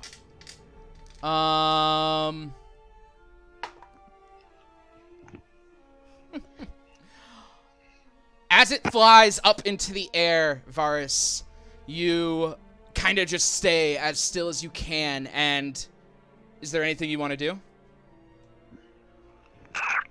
Varus to party actual. Come in, actual. This is party actual. Go ahead. We got a Manticore. He's flying about my height. Yeah, but worse than all of that, Varus, you notice it spots you. Party actual, come in. This is... I gotta come down. He's gonna. He sees me. It flies right toward you. I'm gonna need you to make roll an initiative for me to see who gets to who first. Not only did I put the meat in my pants for nothing, but also somehow he was more enticing. He's the first thing he sees. What'd you get, Vars? That's gonna be a initiative, right? Yeah. Yeah, that's gonna be a 5 from me, big dog. A 5.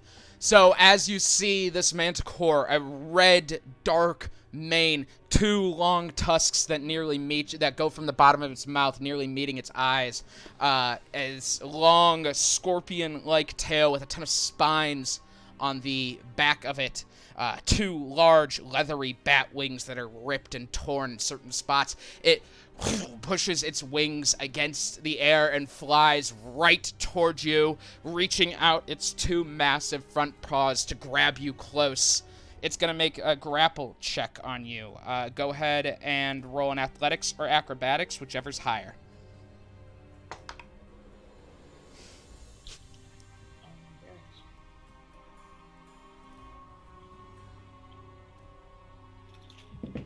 Right, so this is going to be an acrobatics. Oh, off the keyboard. That's going to be a 9. A 9. It rolled a 28. And it wraps its massive paws around you, pulling you close, and you all watch as this thing, boom, takes off over the square and begins flying west. Follow it, follow it, follow it, follow it! This is what we call an audible meat pants. We're following him. Varus, as you're flying with it, it And makes... it's grappled, so it only moves half speed, right? It makes an attack against you. Yes, it is moving slower. But it is still moving fast. In fact, I suppose, who rolled the nature check on it earlier? Mulk, right? Mulk. He would note that it is moving faster than a normal Manticore does, and it is also larger than a normal Manticore is. This is not a normal Manticore. Something is Okay, off about this. So Moke also, so we know about this, right? Yeah, I'm telling you, he notes this for you. Okay, that's, so Pren is, summoned and following as well. Okay. Yeah. Varus, does an 18 hit you? Yeah, big dog. That's going to do some I damage. need you to make a Constitution save for me, please. This one's going to taste like cinnamon. What? This is why I was supposed to be the meat pants. Listen. Yeah. What's the This is Constitution what save? Oh, don't say anything bad about me. Varus. Yeah, the con save's going to be 17. Okay, you're going to take 9 piercing damage, and you feel this... You feel yourself begin to get drowsy for just a moment, and like manage to shake it off as it continues to fly. You look down, seeing the city below you. You imagine it was stinging you. You felt the tail sting you. You look down at the city as it passes the threshold of the city. You can see the camp off to the distance in the south. So this was actually, this would have actually been coming from the west, not the east, but you get the point. Towards the Beans and Mash where you guys were. And it continues to fly out past the threshold of the city, over the field, and into darkness until you can't see anything on the ground. The rest of you all begin to run as fast as you can. I can triple move if I need to. Okay. There are 2 things that this, there's the biggest thing, there's actually one thing that the Manticore has on you over the rest of you, is that it is flying as the crow flies, whereas you all have to navigate the streets in a direction you have not yet traveled. So, I'm going to first, it'll be a skill challenge here. I'm going to need 3 success skill challenge. You guys can give me an athletics check, an acrobatics check, or a survival check. Anyone can roll them. I can do acrobatics. And I'm You do flying. athletics. Right? Or okay. No, you're fine. I'm just If you making, if you feel that there's something you can do better, let me know. I'm just flying, so I'm exempt from that, right? All right. I had plus 11 athletics. This is a do group lose. skill challenge. You will fail together or succeed together. But I'm flying after it, right? I'm literally like right behind it. I can move 50 feet per second. Okay, I'm- then you will succeed and have no party members with you, just so you know. Pren will also be following. Okay, yeah, Pren's still there. So Aldous is exempt from this. He is not a part of the skill challenge. Oh yeah, that's a good roll. 17 plus 8 for acrobatics. Great, I think great roll. Dozer was gonna roll athletics. That is 1 success. Just do like. Dozer? All right. I've got a dirty 20. A dirty 20. Another great roll. 2 successes. Who's got the third roll for me? What was the third roll? Survival, or you can give me something else that you feel may be useful here. I've got decent survival.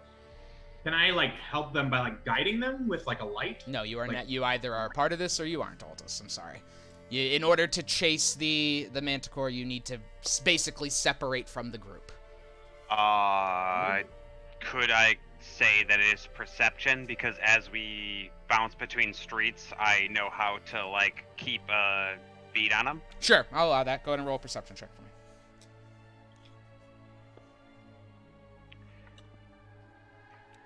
Dope.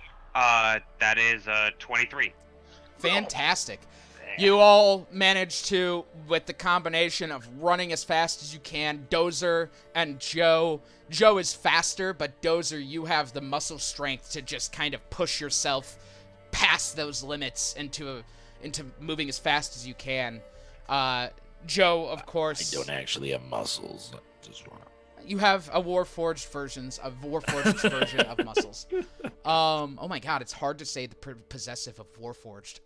Anyway, you you two managed to push on to manage to stay on target with this Manticore, while the rest of them, while keeping up, aren't keeping up as well. But you're a beacon for them to follow as they like turn a street corner and see you. They are look around. Grimold, you spot the Manticore. You spot Joe and Dozer. You know which way to go. Turn that corner. Until finally you all boom. Bolt past the threshold of the city. You are now traveling out the southwest or the southeast gate of the city, which is not the same gate. That was the southwest gate that where the Redland Sovereignty is. This southeast gate is the one that heads off toward the toward the lake, toward Wolf Bay, toward Dar Ariel, those kind of things. And as you're running, sorry, let me pull up my map really quick.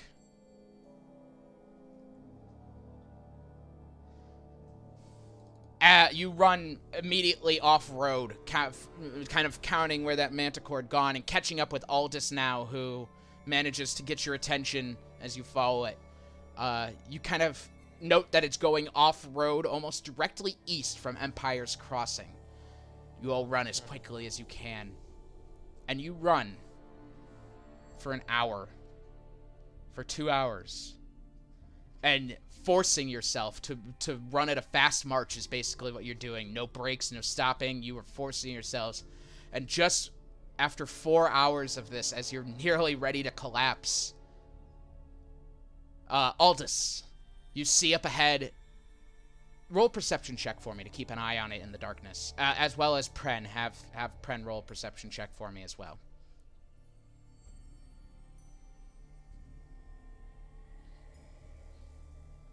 9. Okay. And Pren?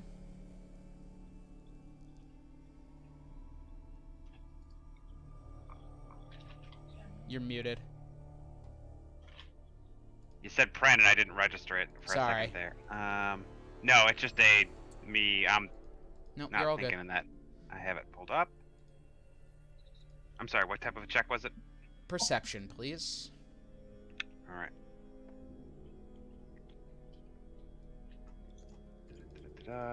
That is a 13. 13. Okay. You manage to catch the direction it's going in, but after some time of following it, you do manage to lose it in the darkness out here. It's moving slower than it normally would, you could tell, by carrying someone, but it is still moving quickly.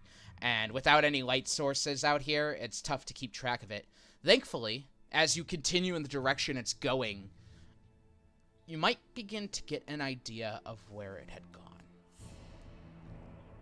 As you all approach, beginning to slow down, panting, taking these deep breaths, just nearly ready to pass out, you see in front of you a dark grove of these massive 100-foot tall trees that are incredibly thin, with no branches hanging off of them. Well, not no branches, but the branches that hang off of them are all dead, crooked, wrong.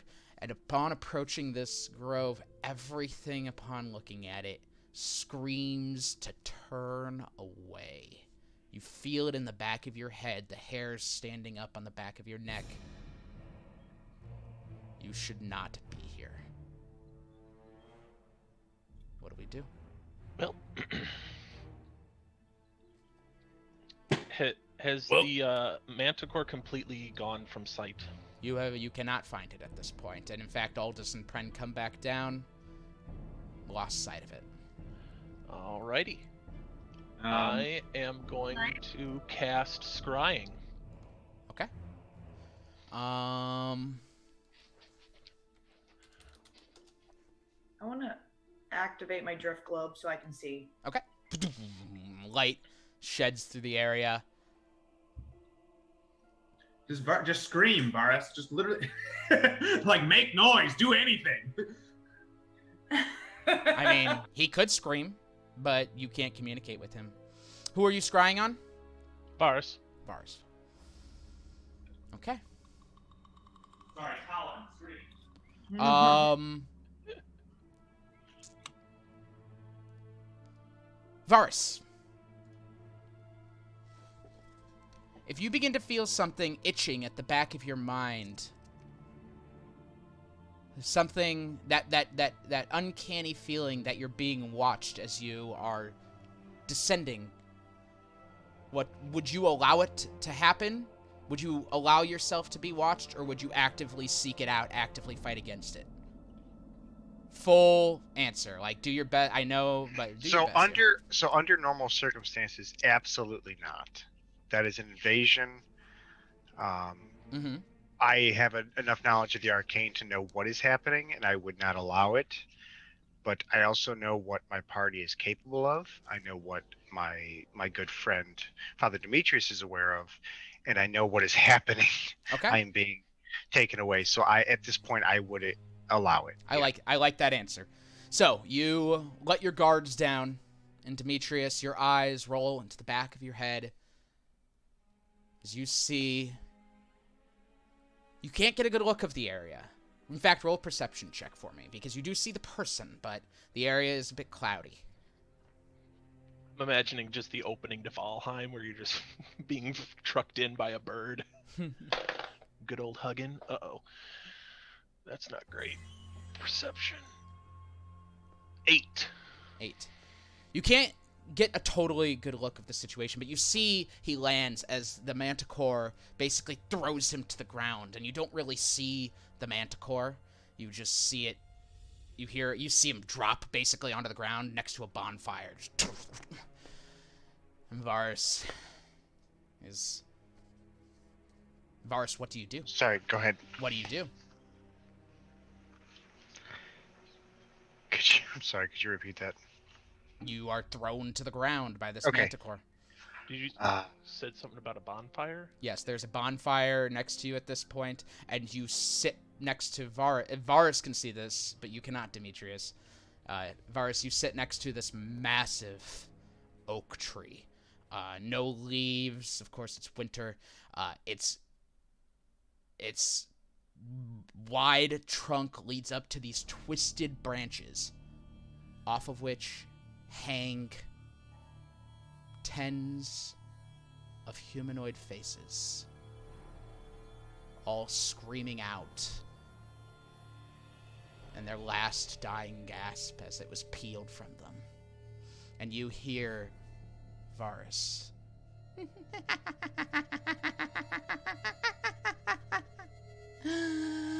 My pet, you did so well.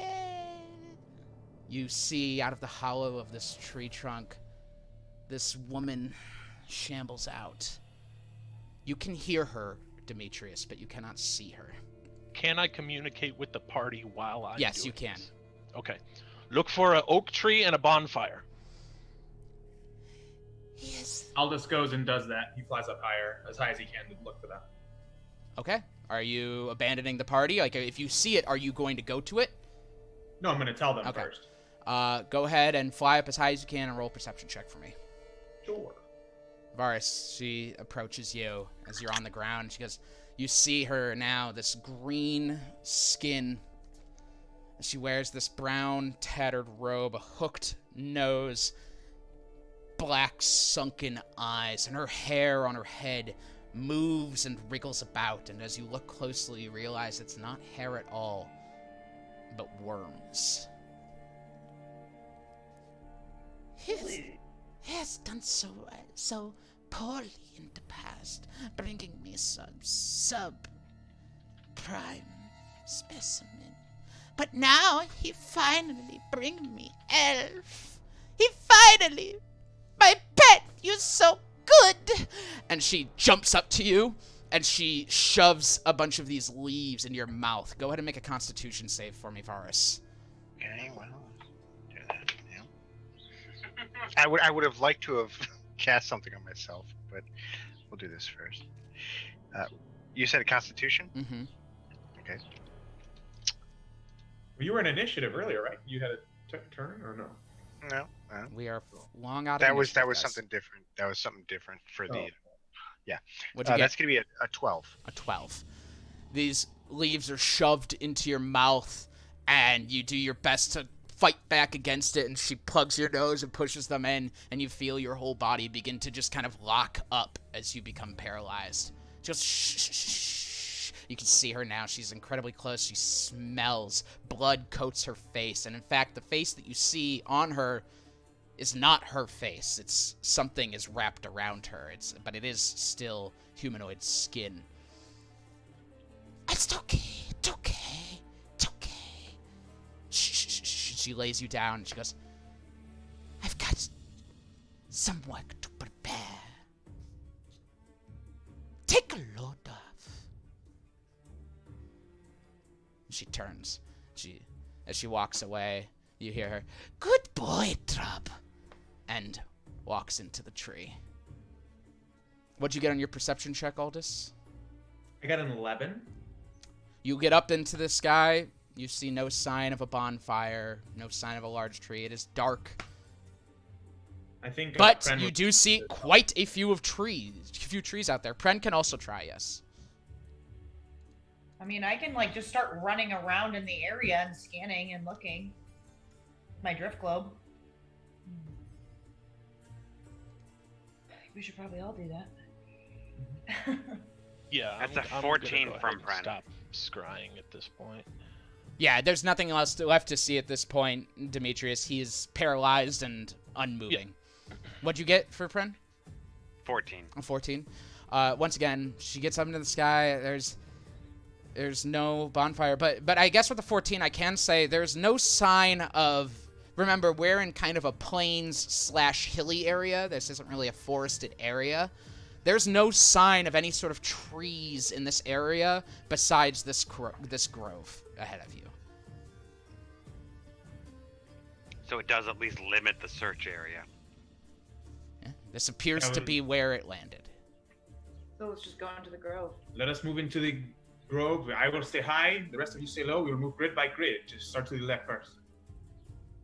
The grove, I should mention, if this wasn't clear, as you guys begin to kind of walk the perimeter and look around it, like Joe, you said you were doing, this grove is perfectly circular. There is a very clear threshold where this grove begins and everything else, where this grove ends and everything else begins. So everyone move and fan out so that you can only just barely see the person to your left or right, So shouting distance. and move and within shouting distance and move forward. Cool. Okay. So that should cover like within eyesight, probably. Raise your hand if you have dark vision. Does everyone have dark vision except Joe is the question. No. Okay, I so don't. Demetrius and Zane. And And you might wanna Demetrius, stay Zane, and Dozer, what are your light sources if you are standing apart from everyone? I mean, how? Somebody can literally just come with me. Okay. With the drift globe. If you want to do that, you guys just said you were all standing apart, so I wanted to be sure. How much light does it shed? Yeah, I'm just having trouble trying to imagine Help me? not being able to see light in darkness. Like, if you're looking for something light in darkness, you don't need to have light. Sure, that's absolutely true, but you still need to navigate through this grove of trees. Gotcha. I Yeah. can light a candle then. Okay. I have several. I Right, have a like- handful of torches as well. You could start walking in the darkness, and there's a very fair chance, like, this is such a thick grove that there's a very good chance you will walk right into a tree. Gotcha. Yeah, I light a candle then. Okay. I'll go with Joe. Okay. I'll go with Joe. Then you all have it sorted. And you all spread out and begin to move one by one into this forest, even though every bit of your mind is screaming to stop. And that's where we're going to take a break. So, we were going to take 15 minutes. This is going unplanned, which I love. We will be back at 7:10. Don't go anywhere. We will see you soon. Wait, I didn't get out yet. Wait, we're still here. Okay, now we're done. Bye.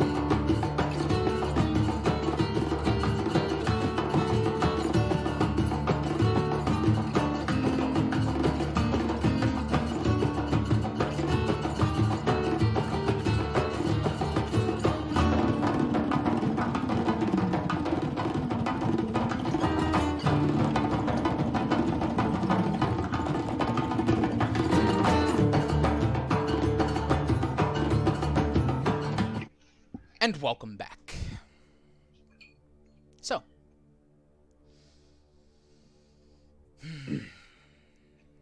You all march your way into this grove, spread out as far away from each other as you can be, and step through. Still being able to see each other.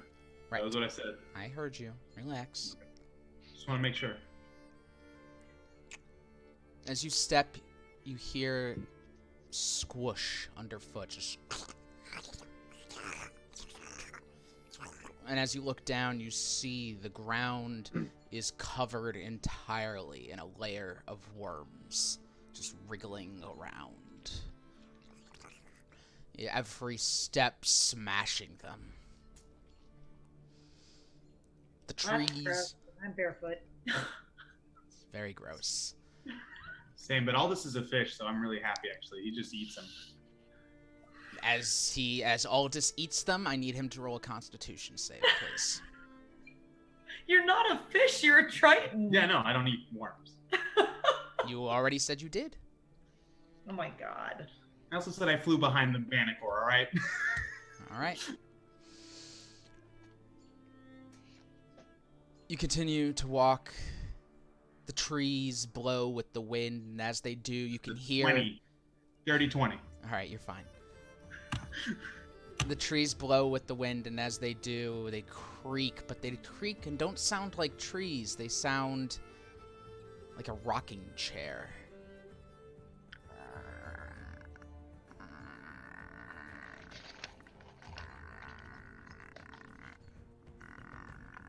You continue taking steps through.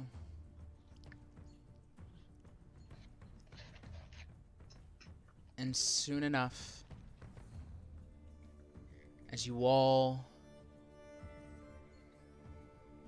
reach what you feel about a halfway point. Not a halfway point through the grove, but toward the center. You all of a sudden hear...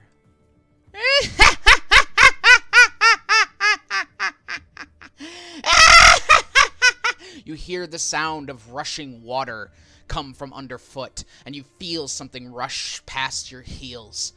And then you look down and you see that it is not rushing water at all, but blood rushing past your feet from all the worms which you had stepped on. And as they do, they rush forward and begin to congeal and form into bodies. You see 4 large, bloody creatures form, bubbling and popping as their hands extend into sharp sword-like appendages. I need everyone to roll for initiative. What's his face from Ragnarok? Knifey. He's got the knife hand. Good news, they're already bloodied. Yeah.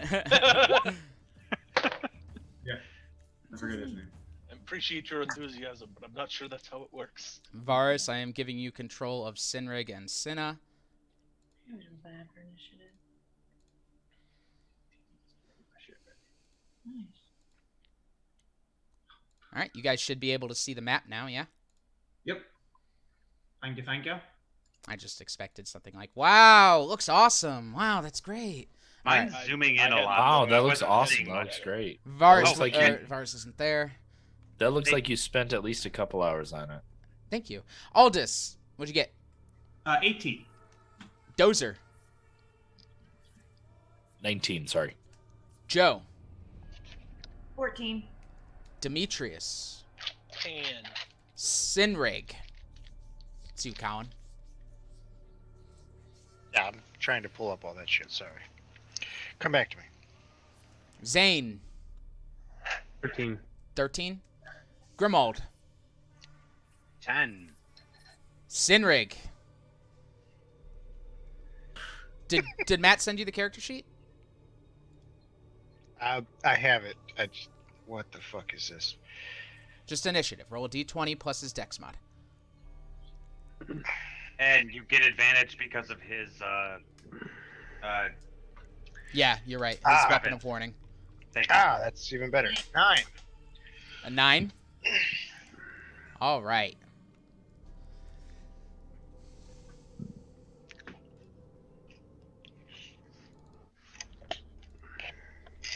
All right.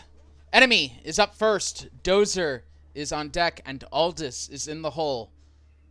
As one of these blood golems begins to rush forward 5, 10, 15, 20. Whoops. And it stops there.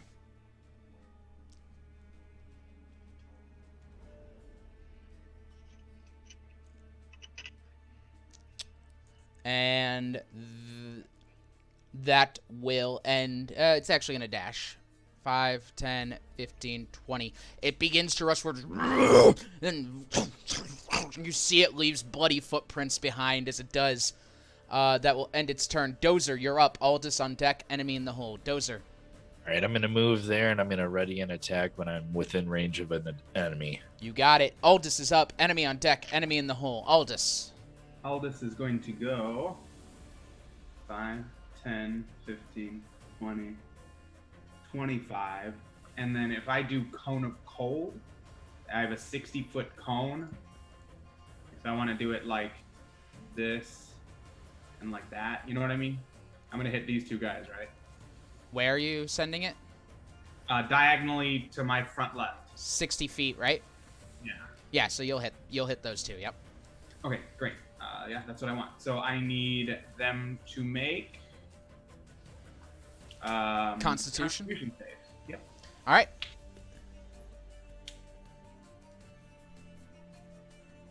The first one, the one closest to you, is going to get a natural 20. Good. And the second one, oh, that's an awful roll. So that makes up for that. Is going to be a 7. Nope. Ooh, baby. I'm gonna spend a sorcery point to re-roll the 1 and the 3. Okay. So what's 42 minus 4? Is 38. Thank you. Let me roll 2d8. Nice. It's a 7. So 45. And that's 2. That's fine. 47. 47. Halved. What was that? Can I use that same sorcery point? Because it says I can re-roll up to 4 dice. Can I just keep re-rolling the? You know what I mean? Does it say you can't? Does it say you must accept the next roll? Oh, it might. Let me look. Half damage to the one who saved, correct? Yeah. So 47. You must use the new rolls. Never mind. Okay. Okay. So yeah. 40. What did I say? 47. So yeah. So 24. Holy shit, dude. Half to those two nerds.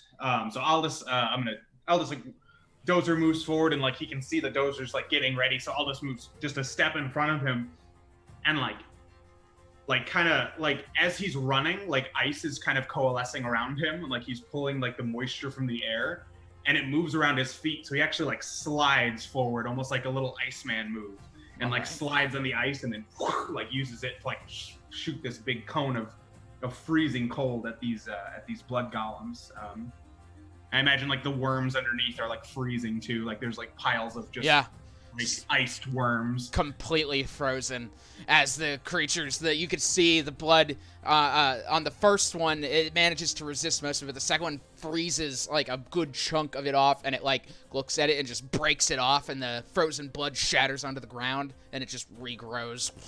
They were damaged though.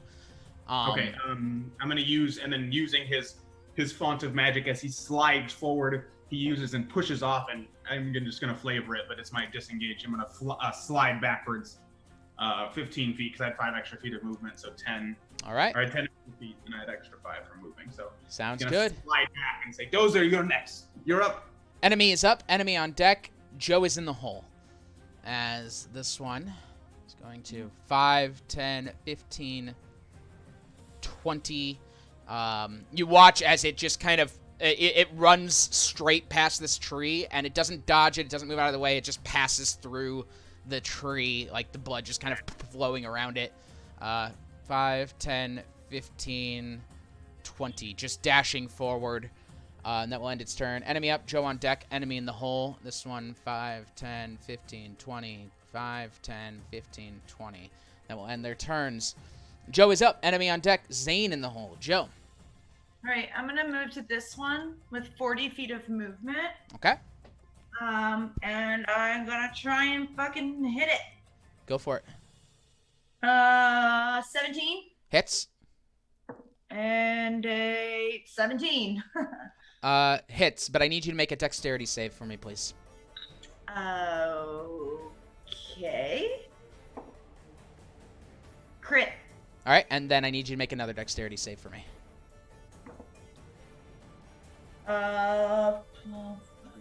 19, 20, 21, 22. Oh, sorry, 23. You're good. All right, so as you hit it, you watch as blood just sprays off of this thing, first one way and then another way. Go ahead with the rest of your turn. Okay. So sorry. I usually pre-roll, but I was figuring out what I wanted to do. 11 damage for the first hit. 11 damage for the second hit, and then I am going to use a key point to take 2 unarmed strikes against him. So I'm going to roll 2 more attacks. All right. 27. Hits. Roll a dexterity save. Okay. 17. You're good. Continue. One more. 23. Hits. Roll a dexterity save. Oh god, that's a great roll. 28. All right. Yeah, you managed to avoid the blood splatters as you continue to just wail on this thing, first with your quarterstaff, and then you spin around kicking it. How much more damage? 10 for the first one, 8 for the second one, and then I will, with my drunken technique, since I used Flurry of Blows, I get the disengage action without provoking an attack of opportunity, and I gain 10 more feet of movement, so I can move back 15, so 5, 10, 15 feet to right there. And circle up with Dozer. I like it. You have successfully drawn its attention, though it is not looking healthy. Between the cone of cold and the beating you just put up on it, you see it's like dripping all of this blood. It's losing most of its form. It's gone from this hulking beast to like something really kind of skinny. That will end your turn. Enemy up. Zane on deck. Demetrius is in the hole. This one is going to run forward 5, 10, 15, 20. Which, Dozer. Alrighty, and I get 26. 26 for the hits. attack. Okay. And then that gives me... Sorry. You're muted. Oh, sorry, 16 damage. 16 damage for the first hit. Go ahead and roll your second one. Oh, and roll a dexterity save first, please. Okay. Nat 20. Dex save. Awesome. Go ahead and roll your second attack. Okay. And that is 16. 16 will miss. Damn. Okay. All right, so the first attack, you swing at it, slashing across its belly, spraying the blood across the tree. You bring it up again, and it just kind of like steps back, dodging out of the way. It is now its turn. Well, it was its turn still. It goes to take its turn.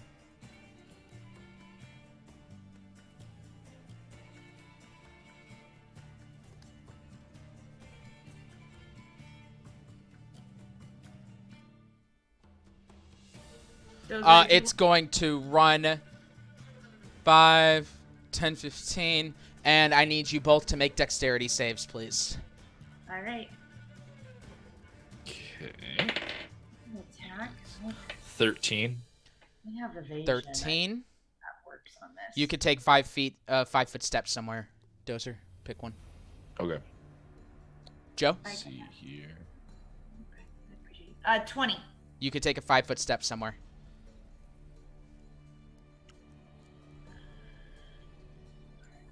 Why not? We're flanking him now. There you go.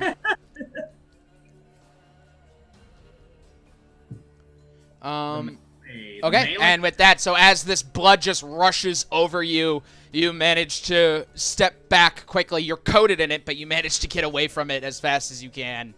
And all the while, you can all hear just just coming from the trees. No, what's so funny? Zane is up. Demetrius on deck. Grimald is in the hole. Zane? Okay. I attempt to cast. Wait, hold on.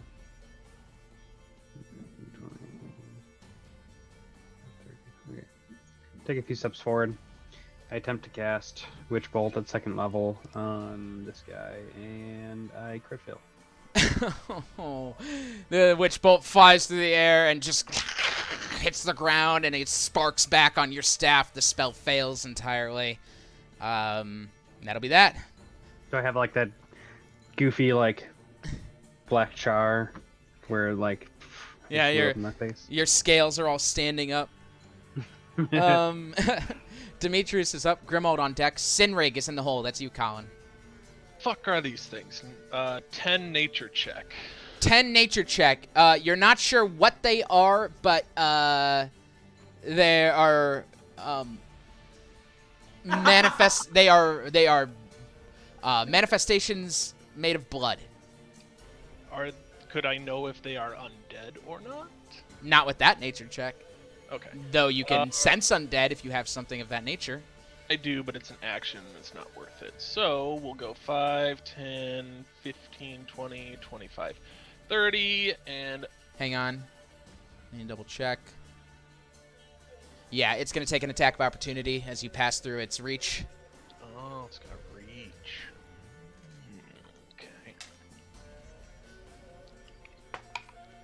Okay. You'll be fine. 12 to hit.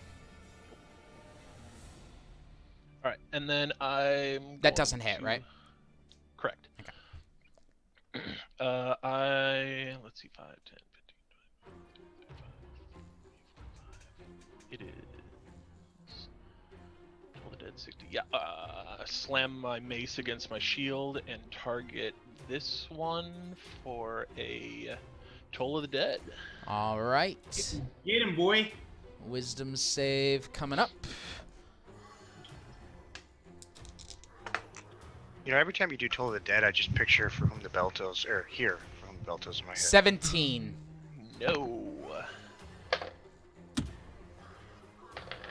Oh.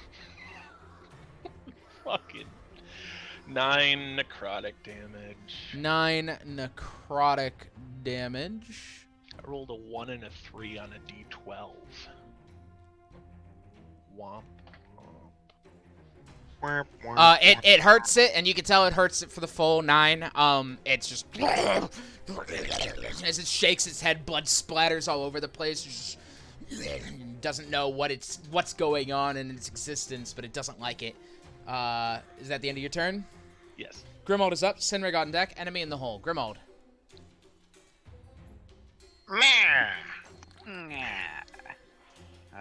Okay. Sorry, I keep saying Sinrig. It's Moke. 5, 10, 15, 20, 25, 30, 35. Okay, I can do what I thought I could do. I kept counting back and forth whether I could or could not do this, and... Alright, so it's 5, 10, 15. And at 15, I will attack with my rapier as I draw the rapier out and I stab at him with a 30. Hits. That is a goading strike. All right, that's a wisdom save. Wisdom of 17 DC. That'll fail. Fails. Okay, so now he is going to be disadvantaged if he doesn't attack me. All right, he's focused on you. All right, that's 16 damage. All right, make a dexterity save, please.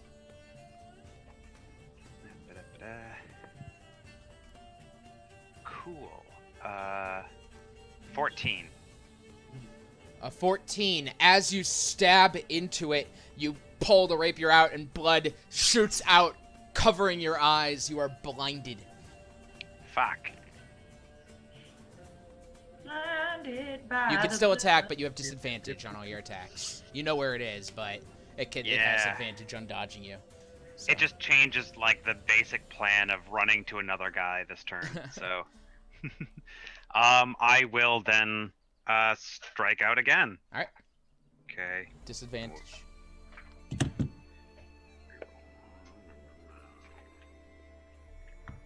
14, 4. Oh, okay. That is. Where's my rapier? There it is. That is still a 20. Hits. Okay. I will do a tripping attack on that one. Okay. So that is Strength? a strength save, yes. Right. It gets a 17. That ties, so goes It to the makes it, roller. Yep. Okay. But it takes. And. Oh, it makes it. Crap. I'll still do my final attack with my whip, which at disadvantage. How much damage did it do? Oh, total? Yeah. No, just for. Oh, well, okay. Just you gave me the damage for the first one, so I was wondering for the second rapier attack. Oh, did I? I for some reason didn't remember giving you that damage. So it was 16 for the first one, 17 for the second one here. Okay. And then Nice. final roll. Whip is a 14. That will be a miss. Okay. As the whip and cracks the ground somewhere, you just can't really see. You're flailing about as fast as you can. The blinded thing sucks. Yeah.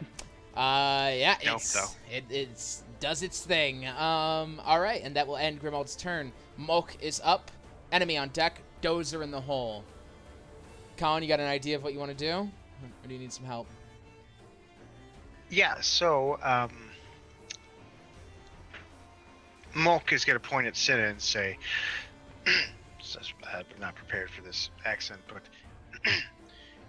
you know what to do. And she's going to go 5, 10, 15, 20, 25, 30, 35. Okay. I guess she'll take an attack. Let me find it real quick. Do you want to flank first before she attacks? Oh, I can do that because Yeah. I thought, okay, it's basically just one big turn. Is that what it is? Yeah. Well, you know, he can move first and then order her to go there and attack too. You know. 20. Okay, and then he could also take an attack on his turn. Yes. Okay, then yes, that's what I want to do. Okay. Awesome. Thank you. I guess. Gonna do Maul. All right. So she's gonna attack. Nat 20. Nice. That may be all it needed. It wasn't very, very hot. Okay. Dahlia is pissed at just the fact that we're all alive. Dahlia's pissed. I know. She was being very sweet with me, like wasn't using nails or anything, but she was definitely letting me know that she did not want to be picked up right then. Okay, so she also just ate, so she got what she wanted out of him, and she's moving on. Oh, I hate her. Yeah. Sounds like my ex. Okay, that's gonna be 11 slashing damage. Oh, sorry. Plus 2. That's fine. It does the job. As she runs up and jumps up onto the thing, ripping into it, it just, as she like rips out like what looks like it could have been a throat, the creature just explodes into a rain of blood falling down upon you guys. And you hear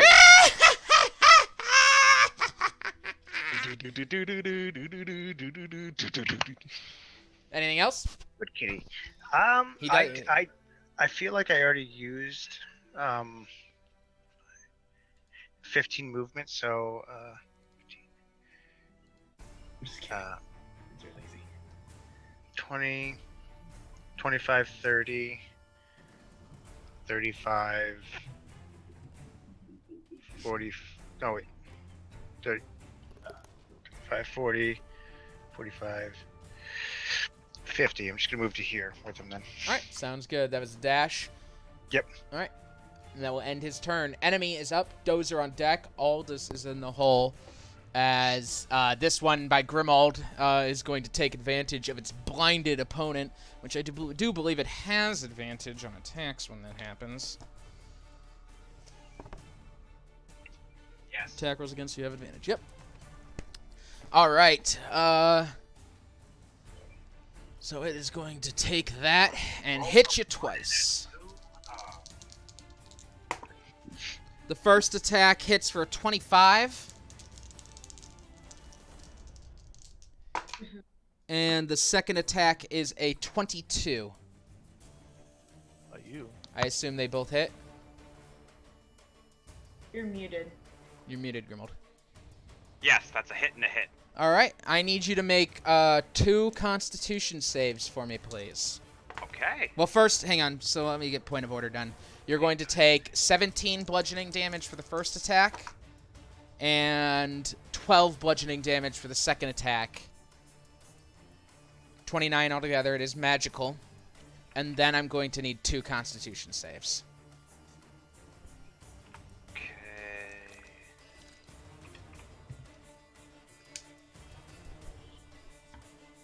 All right, and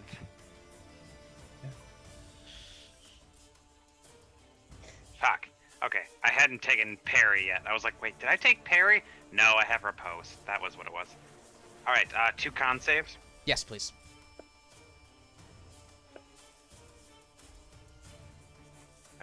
Oh, all right. That is 24 and a 26.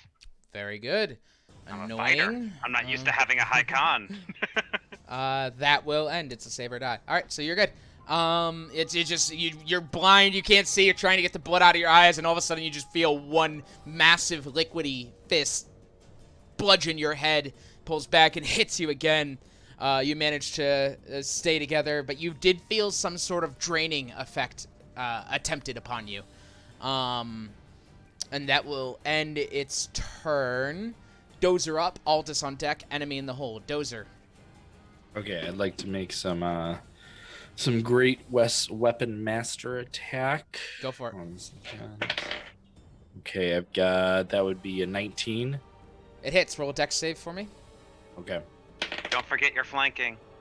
Yes, you have advantage. I roll with advantage. Thank you. Actually, you know what? Let me roll that one again just in case. Okay, yeah.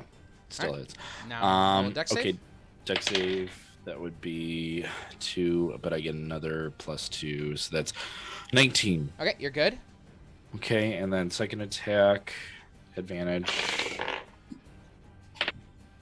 Okay, that's gonna be 18. 18 hits. Roll a dex save for me, please. Okay. 11. 11. On this second attack, as you slice into it, blood sprays out from the creature, just blinding you until the end of your next turn. Okay, cool. And then I'll roll my damage. Okay. You already got what you wanted out of it, so. 9, 14, 20, Sorry. plus... No, you're good. 20... Sorry, got about this, guys. 20 plus 16 is Good. 36, plus another 20. So 56 damage. Cool, you more than halved it. Great, awesome. So he's bloodied. Oh wait, bloodied. sorry, I'm looking at the HP for the wrong one. 56. Yes. He's very bloodied. Because this one was already damaged. As you just slice into it, the first one, you could see like you removed almost all of the liquid that was keeping it together, and it fills in, and it just loses about 6 inches off its height. You go back and do it again, slicing across it. More of it just falls to the ground, and it fills out. It's very skinny now, very debilitated. Anything else? Got it.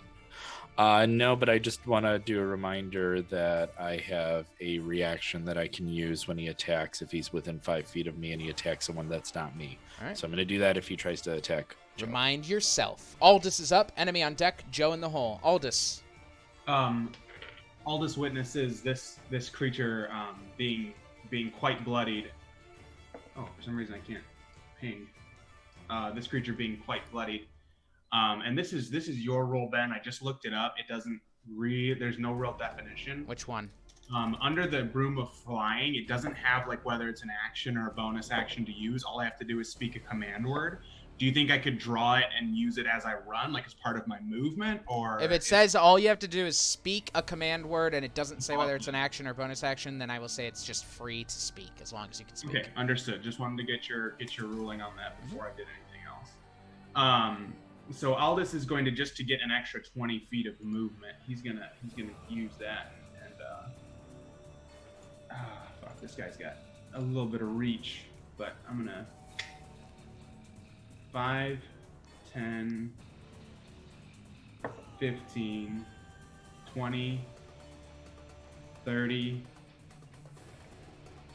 35, 45, and 50. And I believe from here, a 120-foot line. I know it doesn't account for diagonals, but I think this way should do it, right? 120-foot line. I can count. Yeah, to get both of them. 5, 10, 15.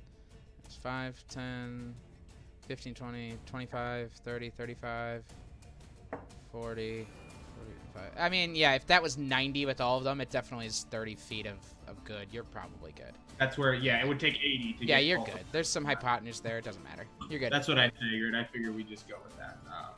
Yeah, just gonna Aldous is gonna run forward, and he like whips his broom out as part and like lands astride it and takes off and full Harry Potter style. And we're gonna use let's use a 3rd level spell. So I need a dexterity save from those two boys. All right. Sorry, you said you're casting a spell, right? You are correct. All right. I got a 22 for the first one. Made it. And a 19 for the second one. Just made it. So 15 damage. Round up or down for those caps? Just give me the full damage and I'll have it for you. 31 damage. 31 of what kind again? Lightning. 31 lightning damage as it fires through the tree, catching it and kind of like igniting it as it kind of cracks and crumbles over.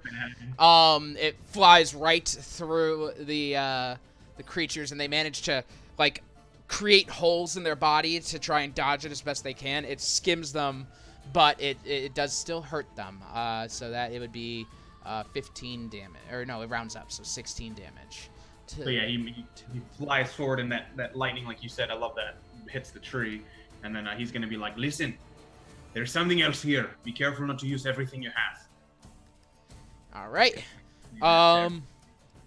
That will end your turn as you hear the cackles continue on in the darkness. They raise up as you felled this tree.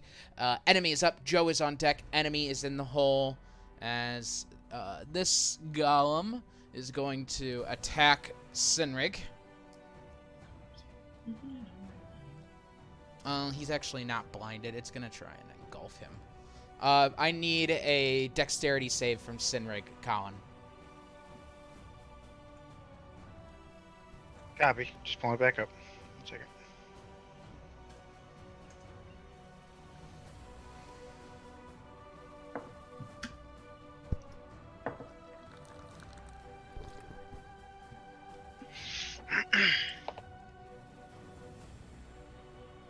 It's gonna be a 12. A 12. He just makes it. Go ahead and move him 5 feet away somewhere. You can take a 5-foot step. All right. So as it comes forward, rushes forward, coating him, he manages to step away just in time before he feels the sucking effect into the center of the golem. That will end its turn. That's all it can do. Joe is up. Enemy on deck. Zane in the hole. Joe. Okay, I'm just gonna wail on this guy. I'll give him separately, and then that determines what I do with my bonus action. Sounds good. 28. Hits. Roll a dexterity save. 24. You are good. How much damage? 10. And that'll do it. As you as you swing your quarterstaff at it, just knocking it over, the blood sprays like you just hit a water balloon across the forest. Awesome. So yeah, okay. So my bonus action. Yeah, I didn't even use my full attack. Hold on. Yeah, you still have another attack. How far can I get? Let's see. Oh, go to hit the pointer. This one? Yeah, sorry. Oh, no. Oh, 5, 10, 15, 20, 25, 30, 35, 40. I can't quite get there. 45. All right. Well, now I'll kind of move that way. 5, 10, 15, 20, 25, and then I'll kind of go down here for 30, 35. Okay. And then that's it. All right. Sounds good. Zane is up. Demetrius on deck. Grimald is in the hole.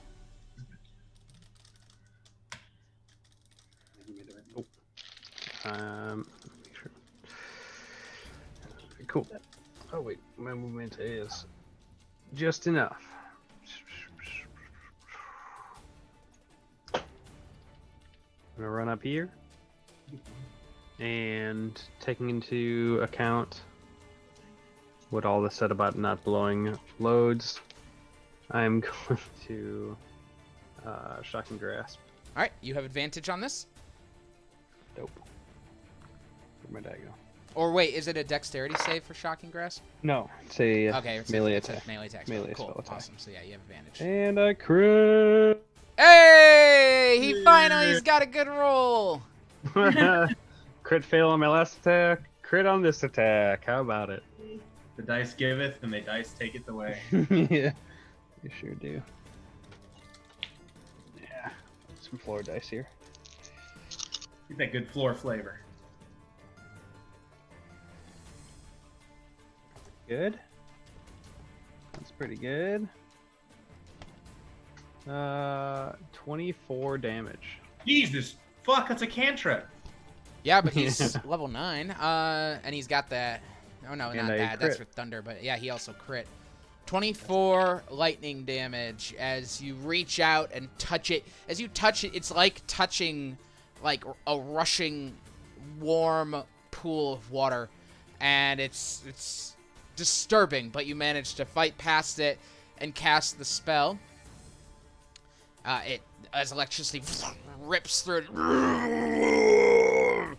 It's still standing, still pretty good, but it take a decent chunk out of it. That will And end. remember, they can't take reactions after that Shocking Grasp, too. That's a spellcaster's best friend. Thank you So for the if you reminder. So yeah, you you need can to move move if you away. need to, Zane. move away without provoking an attack of opportunity, just FYI. I can't move anymore. All right. It's yeah. All right.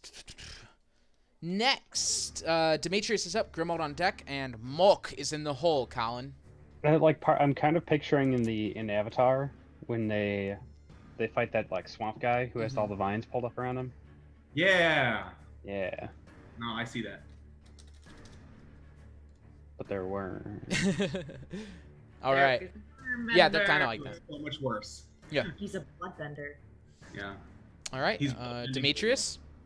You said I saw Varus get paralyzed, correct? Yes, in the scrying you did. Yeah. Okay. All right, then I will move 5 here, and I will cast Cure Wounds on Grimald at let's do 3rd level. That is Lower Grimald looks okay. Huh? I said you could do it lower. Grimald looks okay, but it. Oh, I thought you took like lots of damage. I also had some temp HP, but it is a raised HP threshold, so it will be okay.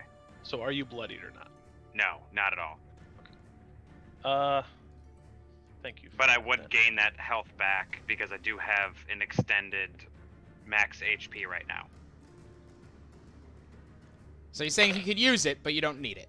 Yeah. 5, 6, 7, So it wouldn't be wasted, but it's Thir- not needed at the moment. 13 then. Take 13. Okay. All right. You touch his back, and he heals up. Is there anything else you'd like to do? And then I will move, that was 5, 10, 15, 20, 30, and I shout out, Grimald, take a 5-foot step to your left. I will guide your strikes. I like it. All right. That was cool. That's very cool. All right. Grimald is up. Molk is on deck, and enemy in the hole. Grimald? You get an inspiration back from me. So it means So Grimald steps to the left, and he attacks with 19. Hits. Roll a dexterity save, please. Oh, wait, no, you're blinded. It doesn't matter. Okay. Can't stack. That's why it's till the end of your next turn. Okay. Do you want the individuals? You can give me all of the attacks, and as long as it's just a magical weapon attack, you can give them all to me at once. Yep. They all are. So So- okay. And then the next one, thanks to Mitch, is 28, Hits. and then a 21. Hits. Hey, man. 21. That is 20. 31 damage. 31 damage. Beautiful. As you just stab into it again, bring the whip back and bring it forward. Crack! You hear the crack of a whip hitting liquid, and you watch Demetrius as with every hit it continues to shrink. It is now skinny. It is half its size. And that will end your turn. At the end of your turn, Grimald, you manage to finally get the blood out of your eyes. You can see again. Hey. Oh, good. I don't Moke, feel too bad then. Moke is up. Dozer on deck, and Aldous in the hole. Moke? Copy that, big dog. So, Cinna is going to move 5, 10, 15, 20, 25, 30. Would you accept advantage? Yeah, that's flanking. She's flanking Cool. as well. Cool. She's going to maul his ass. Okay. That is going to be 21. Hits. Cool.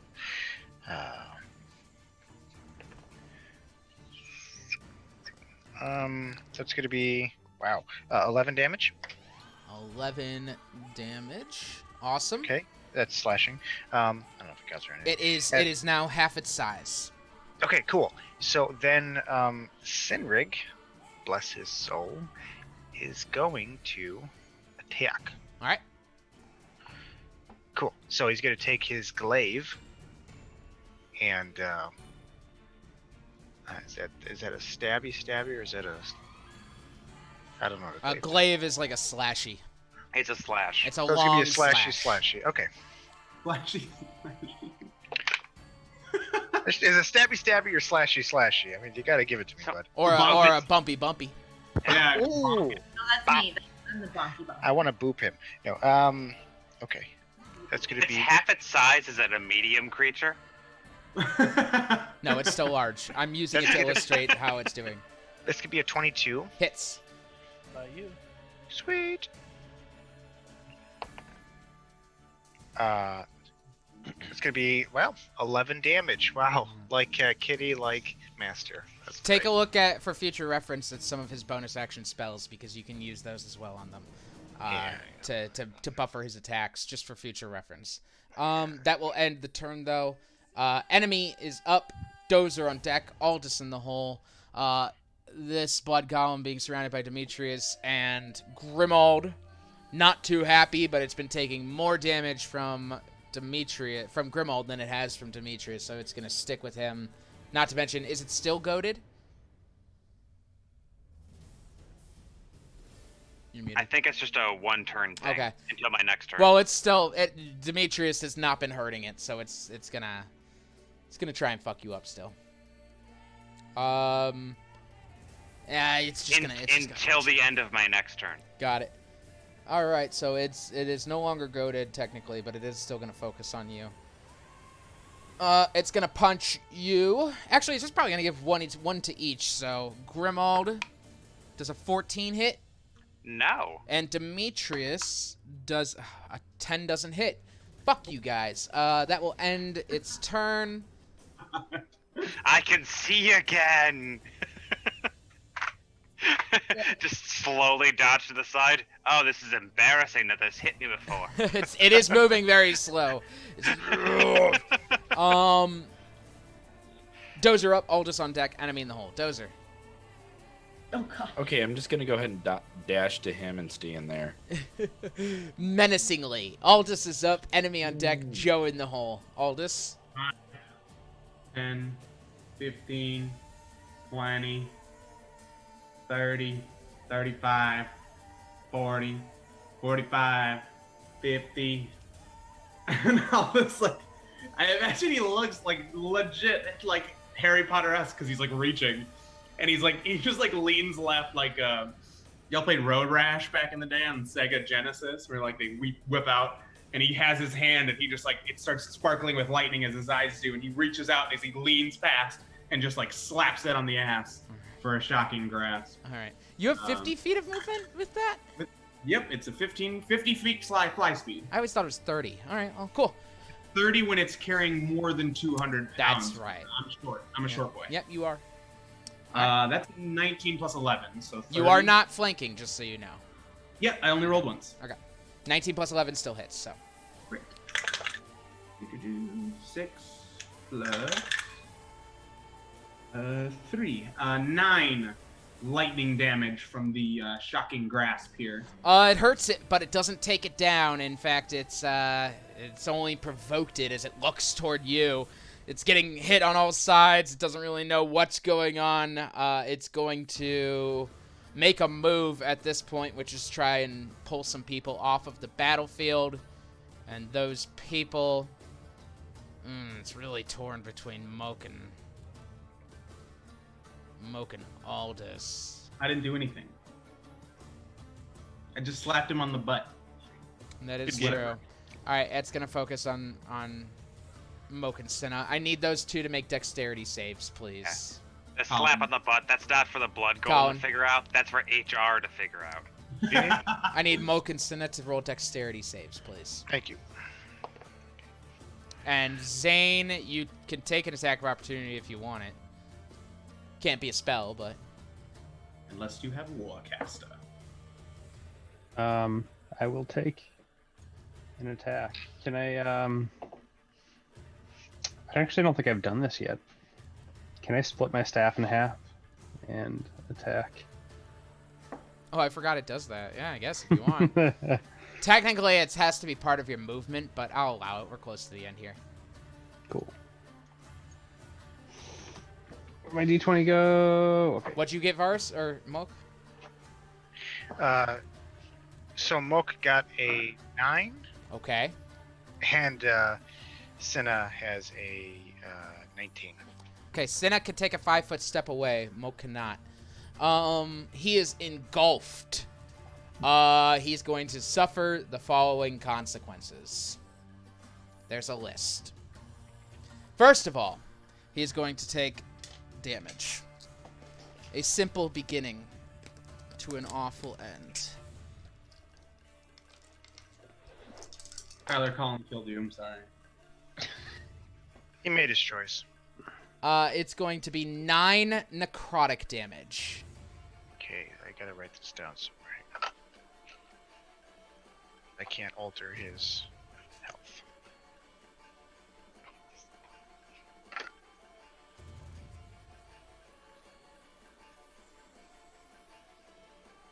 One second.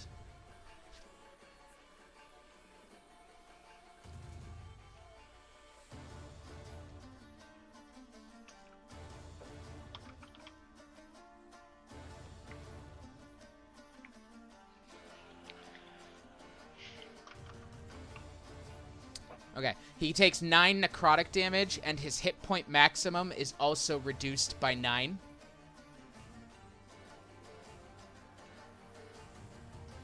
Oh, wait, I'm sorry. That's not true for this one. He only takes 9 damage. My apologies. And that will end the turn. There's the other horrible thing happens later. All right, that will end that. My apologies. Sorry, everyone. Joe is up. Zane on deck. Demetrius. Oh, no, sorry. Zane, what'd you get on your attack? I was gonna say. Sorry. I got a 15. That does not hit. So you swing as it steps away. Still not fully used to these. You just kind of stumble back, and that's that. Joe is up. Zane on deck. Demetrius in the hole. Joe? Okay. Sorry, pre-rolling. Okay, I'm gonna move 25 feet to here to then be flanking with Cinna to attack this guy. Go for it. I don't know how far down he is, so I'll just keep giving it separate. 26. Hits. Roll a dexterity save. 16. That is okay. Okay. Then I got 9 damage. All right, it's still standing. Okay, next one, 27. Hits. Roll dexterity save. 19. That's good. Roll for damage. 11.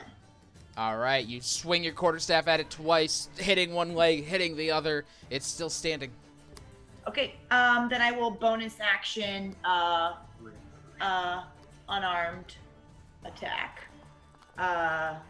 No, I'm trying to save my key points for later. So I'm just gonna bonus action attack once, 26. Hits. 10 damage for that one. All right, it is barely standing as you run in with a kick just right to the gut. It drops to its knees, the blood rushing around it. You can see it's just barely, like, all of it is focused on being around Sinrig right now. That's really so close. It's that close. That will end your turn. Zane is up, Demetrius is on deck, and Grimald is in the hole. Zane. Do it, friend. Kill him. Do it. Kill him. Do it. Do that flanking spot and do it. All right. Man, he is just swarmed. He could flank there, too. Yeah. Yeah, Oh. I'm directly across from Suna, so. He owned. I feel like he's taken quite a bit of damage. I'm just gonna cantrip him again. Okay. Another shocking grasp. Go for it. Roll with advantage. Let's see here. 18. To attack. 18? Sorry, my cat's being cute. It's okay. 18 hits. Sweet. This is the first time I've opened the window in my room this year, and he is living for it. Oh, has he chittered at any birds? No, but he has yelled at a cat, the neighborhood outdoor cat, so I need to watch him when the window's open so he doesn't try and fight through it. So this will be not as impressive as my last attack. Try me. 4 damage. As you touch it, and it just, a little spark rushes through it. You watch as everything holding this bloody form together just drops, and you see Sinrig standing there in the center of it all, just coated in just red liquid shining in the light of the drift globe. That will It was end. light touched because you didn't want to hurt Sinrig. Yeah, exactly. Yeah, there you go. And that will end your turn, Zane. Demetrius is up. Grimald on deck. Moke in the hole. Demetrius, that's you, Colin. You're in the hole.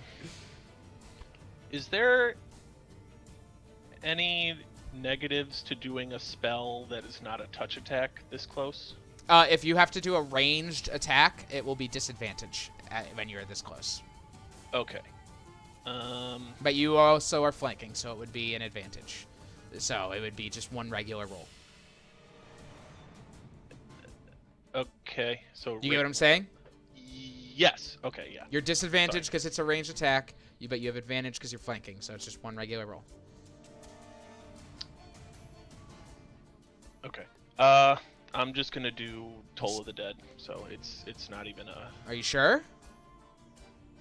Is that what you wanted to do originally, or are you changing your mind because you're confused?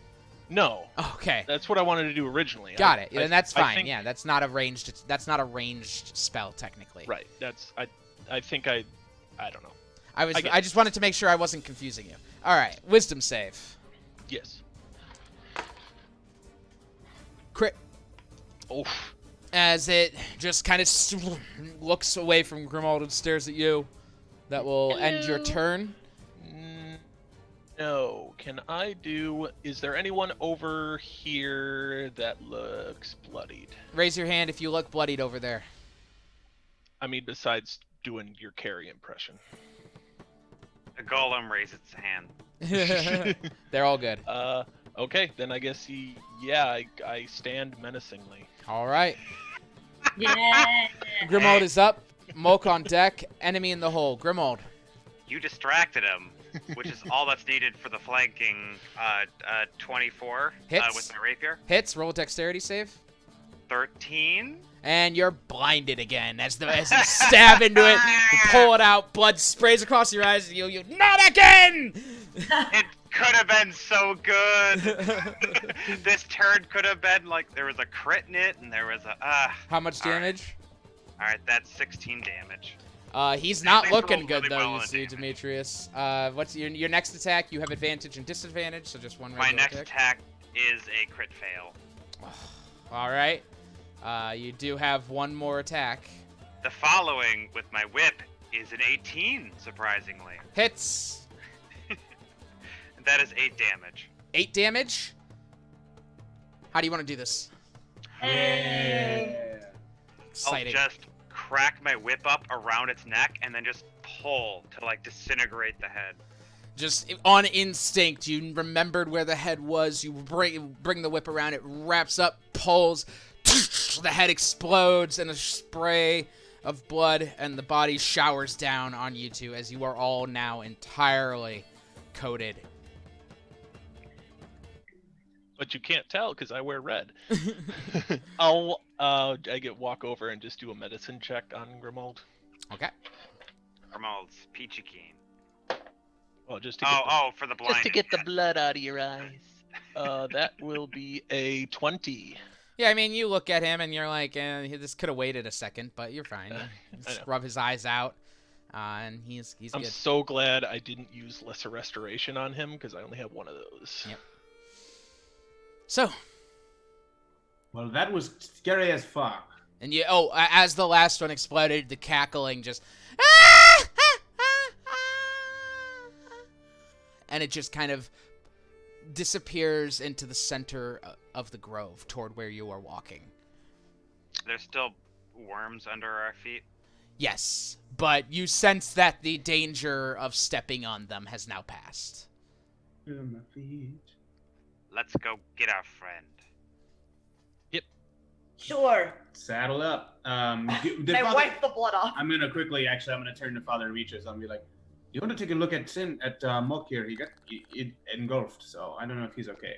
Okay, let's see what I can do.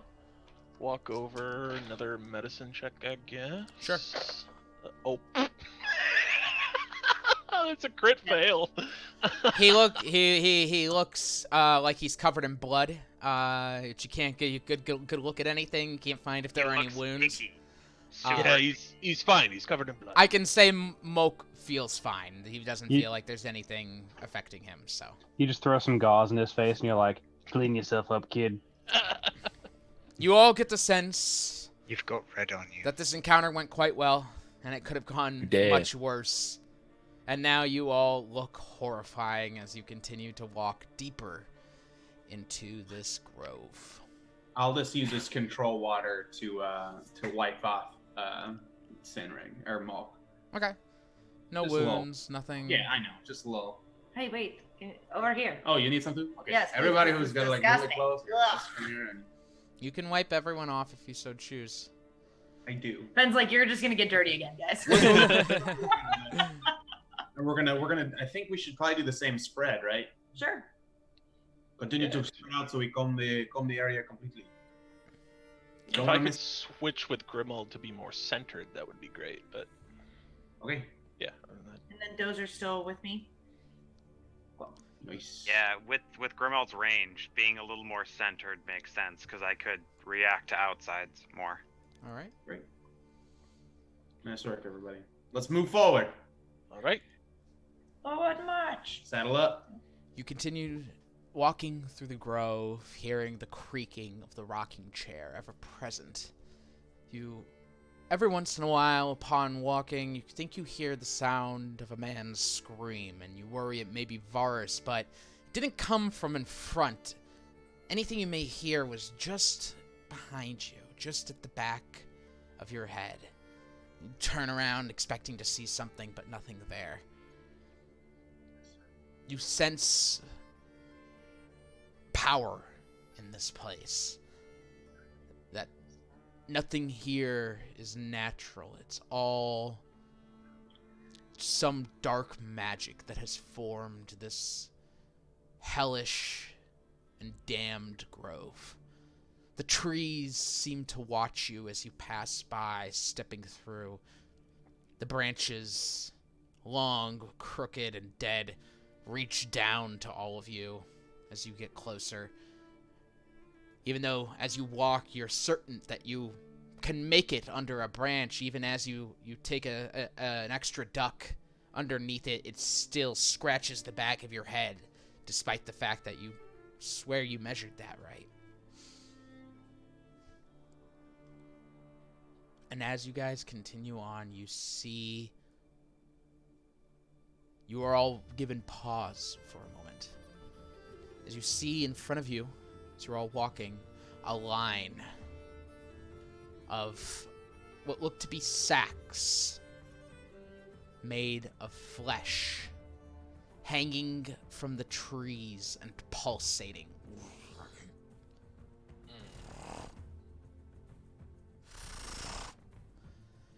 One, two, three, four, five, all around. You look up, hanging throughout the trees as well. And you looking through with the lights that you have and the dark vision you have, I won't make you roll. You're able to see that this goes for about 10 feet deeper into the forest. What do we do? I think I'm gonna regret this, but I'm gonna use Eyes of the Grave to detect if these are undead. No undead. Okay. Good. They're all hanging just close enough so that you definitely could navigate your way through this, but one wrong misstep would lead you to touching one. And what would happen then, you're fairly unsure. So this is all around us then. It's not like we could go to the left and skirt. Yeah, around I mean, it. you could take a quick walk and walk the line, and as you walk, you gather that whatever this is circling the center of the grove as some sort of protection. They're like meat wind chimes. Yeah, I think we have to go forward, right? We have to get to Varys. Doesn't look like there's any other way. Can I go over them? You could go over them, but you would need to exit the grove and go like above the trees and then come down the other side. Oh yeah. Yeah, let's go. Let's just try our best to go through them. I mean, we're not all grouped together anyways, right? We're kind of still spread out. Yeah. And just kind of keep carefully. Is there any way we can get some anyone have any assistance that could possibly help us With navigating? Any guidance or? No, I mean- it's just globe for light. I have guidance, but I'm not even sure what these things are. Perhaps yes. Joe, you seem to be the most evasive of us. Would you? I mean, go first, maybe. Oh, are we going to do a single file and you want me to lead the way through? That might be useful. Yeah, Yeah? that sounds like a good idea. Okay, sure. Yeah, I can do that. Okay. So you said we can pass by without touching them. It's just going to be difficult. Is that what you're saying? As in, I'm going to need some checks. Yeah. So I think Joe is going to go first. Yeah, I'll lead the way and just kind of direct people, try to as I'm moving around, be guide them and be like, hey, watch out for this one here. Make sure you turn sideways to slink along, to kind of verbally guide them through as they are. And you're all moving through in line with her then. It's not Yes. like one at a time situation. It's you're all going together. Correct? I guess we could do one at a time, and I could cast guidance on you as you go through. Is That that possible? Is that possible, Father? Yes. But That would be helpful, I believe. But do we know how far this goes? You can see it's about 10 feet. Oh, okay. Okay, sure. And then I can just wait on the other side. Sounds good. Okay. Then I'll cast guidance on Joe. I will still give verbal directions to help Sure. in any way that I can. Okay. Where is everyone standing as Joe begins to move through this? I want to just do Joe goes first, and then I'll be at the front to cast guidance on the Like next 10 person, feet- and then 10 just feet form a back? queue. Yeah, You're maybe. just slapping asses that they go through. Yeah. Don't! We need to focus. Wait. They know. Wait. They know we're here, right? It is clear she knows we are here, right? Yes. Would you like me to maybe try to get rid of these, or no? We don't As know I what said, we do not know what they are, so we can out of them. Let's just try and get around them. Okay, go ahead. Yes, then we will. Well, I think we'll be like 10 feet back. And if we don't get around it, then we'll see what happens. Okay. So I'm going to need everyone to line up for me, as I've shown you, behind Joe here, just so I get a visual of who's going next and who's doing what. yeah. So just do that, and then everyone else. Are you guiding Joe? Yeah, I cast guidance on Joe for her to go first. Got it. All right, so line up. Well, I assume Sinrig wants to be next to Cinna, so I'll pull up the rear. Okay. Joe, you step through first. Go ahead and roll an acrobatics check for me. What does guidance do? With a D4. I add a D4 to it? Yes. Okay. Oh, good roll. Acrobatics 16 plus 8 plus, let me get my D4. Nice. So 16, 17, 18, 19, 20, 28. 28. You said I am one with the force. The force is with me. I am with the sports. The force is with me. I am with the force. The force is with me. Grimald panics and runs to the back of the line because he's like, everything seems cool. All Don't right. like having the sorcerer in the back. Joe, you very carefully step through. You can hear these things humming as you pass by them, and they pulsate. You can feel the warmth coming from them, as if they're almost alive. And you move quickly, ducking under one, stepping past another, stepping over one, and finally make it out the other side. Where are you going to be? I'd say to navigate them and not like be shouting, you would need to be pretty close. Can I just like sidestep so that when they come through exactly where I was, that I'm not in their way? Okay. Okay. Yep, and then I will, verbally direct. I don't know if that aids them. It will. It will aid them. So, Dozer, you are next. You have advantage and guidance, so that's a D4 as well. Acrobatics check. Acrobatics. Okay. Go with God. Did any of you guys play Dead Space? Played the first one, yeah. All right, I'm picturing the like explosive sacks on the one guys that like. Oh yeah, these definitely explode. Okay. Yeah, that's what I'm. Okay, so I got advantage, and then what? And a D4. Add a D4. Okay. 23. Incredible feat of acrobatics from Dozer as he very carefully once again moves through the patch of flesh. Where are you going to be, Dozer? Where are you going? I mean, I'd like to sidestep like Joe did, but like Here?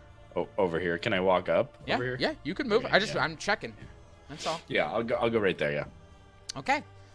High five Dozer as he comes out. Zane, Nice. you're next.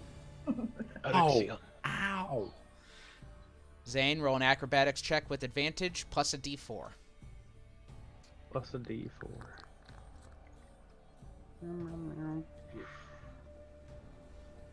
That's a good start. Wow, that one flew. 25. 25. The digital die like flew across the whole screen. It's crazy.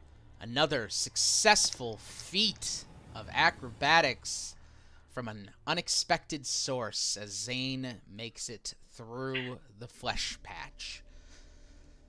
I high five him. I'm gonna think we just found a space that was open. Oh, there's a space. Just sidestep it. It's like Dozer side space, just conveniently. All right, Moke and Cinna. They get acrobatics checks with advantage plus a D4 for each of them, one at a time. So Moke first. That's you, Colin. Okay. What is it again? An acrobatics check with advantage plus a D4. Yeah.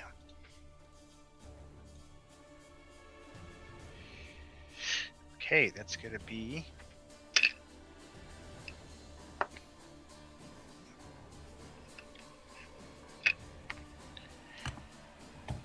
22. I don't know about you. A beautiful step through the flesh patch from Moke. So he's very What a careful, and he stands. In fact, Moke would definitely stay here and wait for Cinna. Can you unsay that? It's a bit nutty. Go ahead and roll for Cinna. Acrobatics with advantage plus a d4. High five, Senri. Or, sorry, Mo.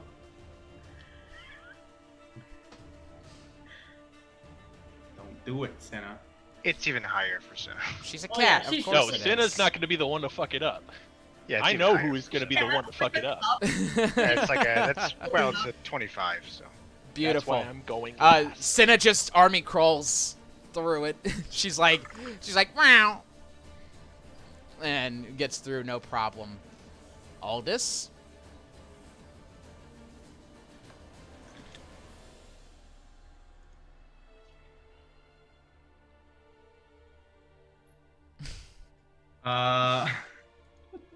That's a 22, baby. I don't know about you.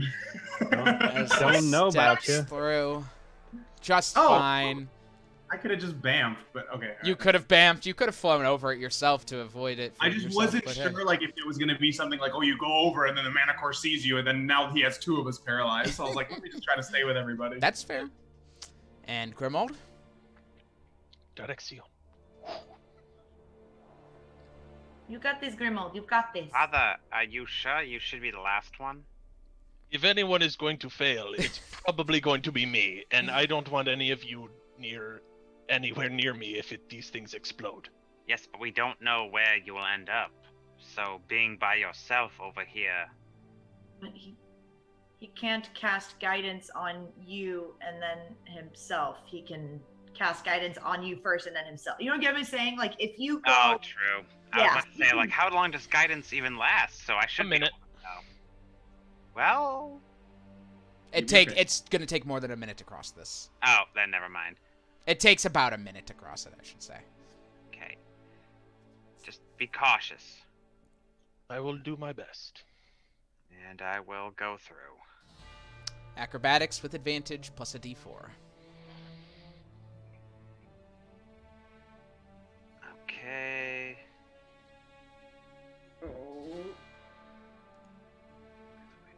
19. Takes her first step through Grimold, and as he takes another step, you watch as Grimold just kind of nearly trips, but catches himself on the trunk of a tree. And then he steps through again, and out to the other side. God damn it, Ben. I high five Grimold. Ha. I'm also... I All can't right. believe how poorly I rolled. I had a bunch of good attack rolls this game, and then it was like, all right, acrobatics, I'm great at this. And then just Uh, Wait, Ben wait. using the old catch the bomb at the last minute trope. Wait. Are you sure you're going to be able to do this, Father? I can send you the broom. I do not know. If all of you can do it, I can do it. That's part of the broom. I can move the broom up to a mile within me. Like, I can send a command word to send it. But okay, that is You fine. did not need the broom. I don't need the broom. I am going to cast Death Ward on myself first, though. I believe in you, Father Demetrius. You've got this. You've I got forgot to do that to Varus, which I am now regretting. And then I will cast Guidance on myself. Demetrius casts life insurance. I love it when they call me Big Pop. All right, guidance with advantage plus a d4. Woo! Okay. Or acrobatics. I mean. First roll was a 3, so that is a 21.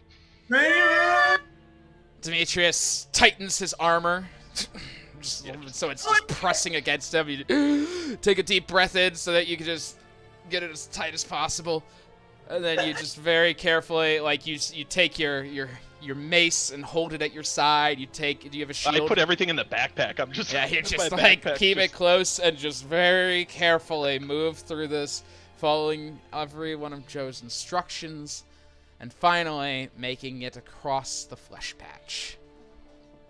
Yes, guys, we did it. Oh my We god. did it. We all rolled the rolls. I'll This listen. is great. Suddenly the Nothing bad DM. can happen Suddenly the now. DM throws a rock. No, it's Thank God. You know, nothing could go wrong now, guys. No, now every Carl flies in. And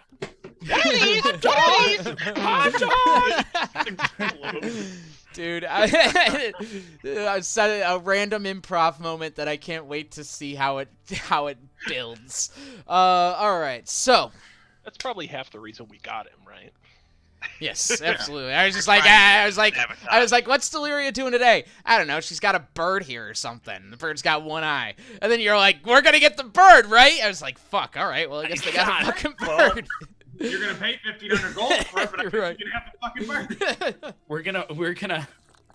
We're gonna spend way more time with this bird than 90% of the NPCs at Crossing. Yeah, Ophelia walked right past us because we were too busy training a bird. The sister of the mayor of the town. I was like, all right. Yeah, anyway, the cousin, but yes. I'm busy. It's a okay? very important distinction that they are cousins and not siblings. I need to be that's very clear. Anyway, Is that a Schitt's Creek thing? Or it's a anyway. You all continue on as you begin to see the glow of an orange flame in the distance. First flame? Varus, you hear. I know you. I walked with you once upon that dream. And she's coming out of the tree.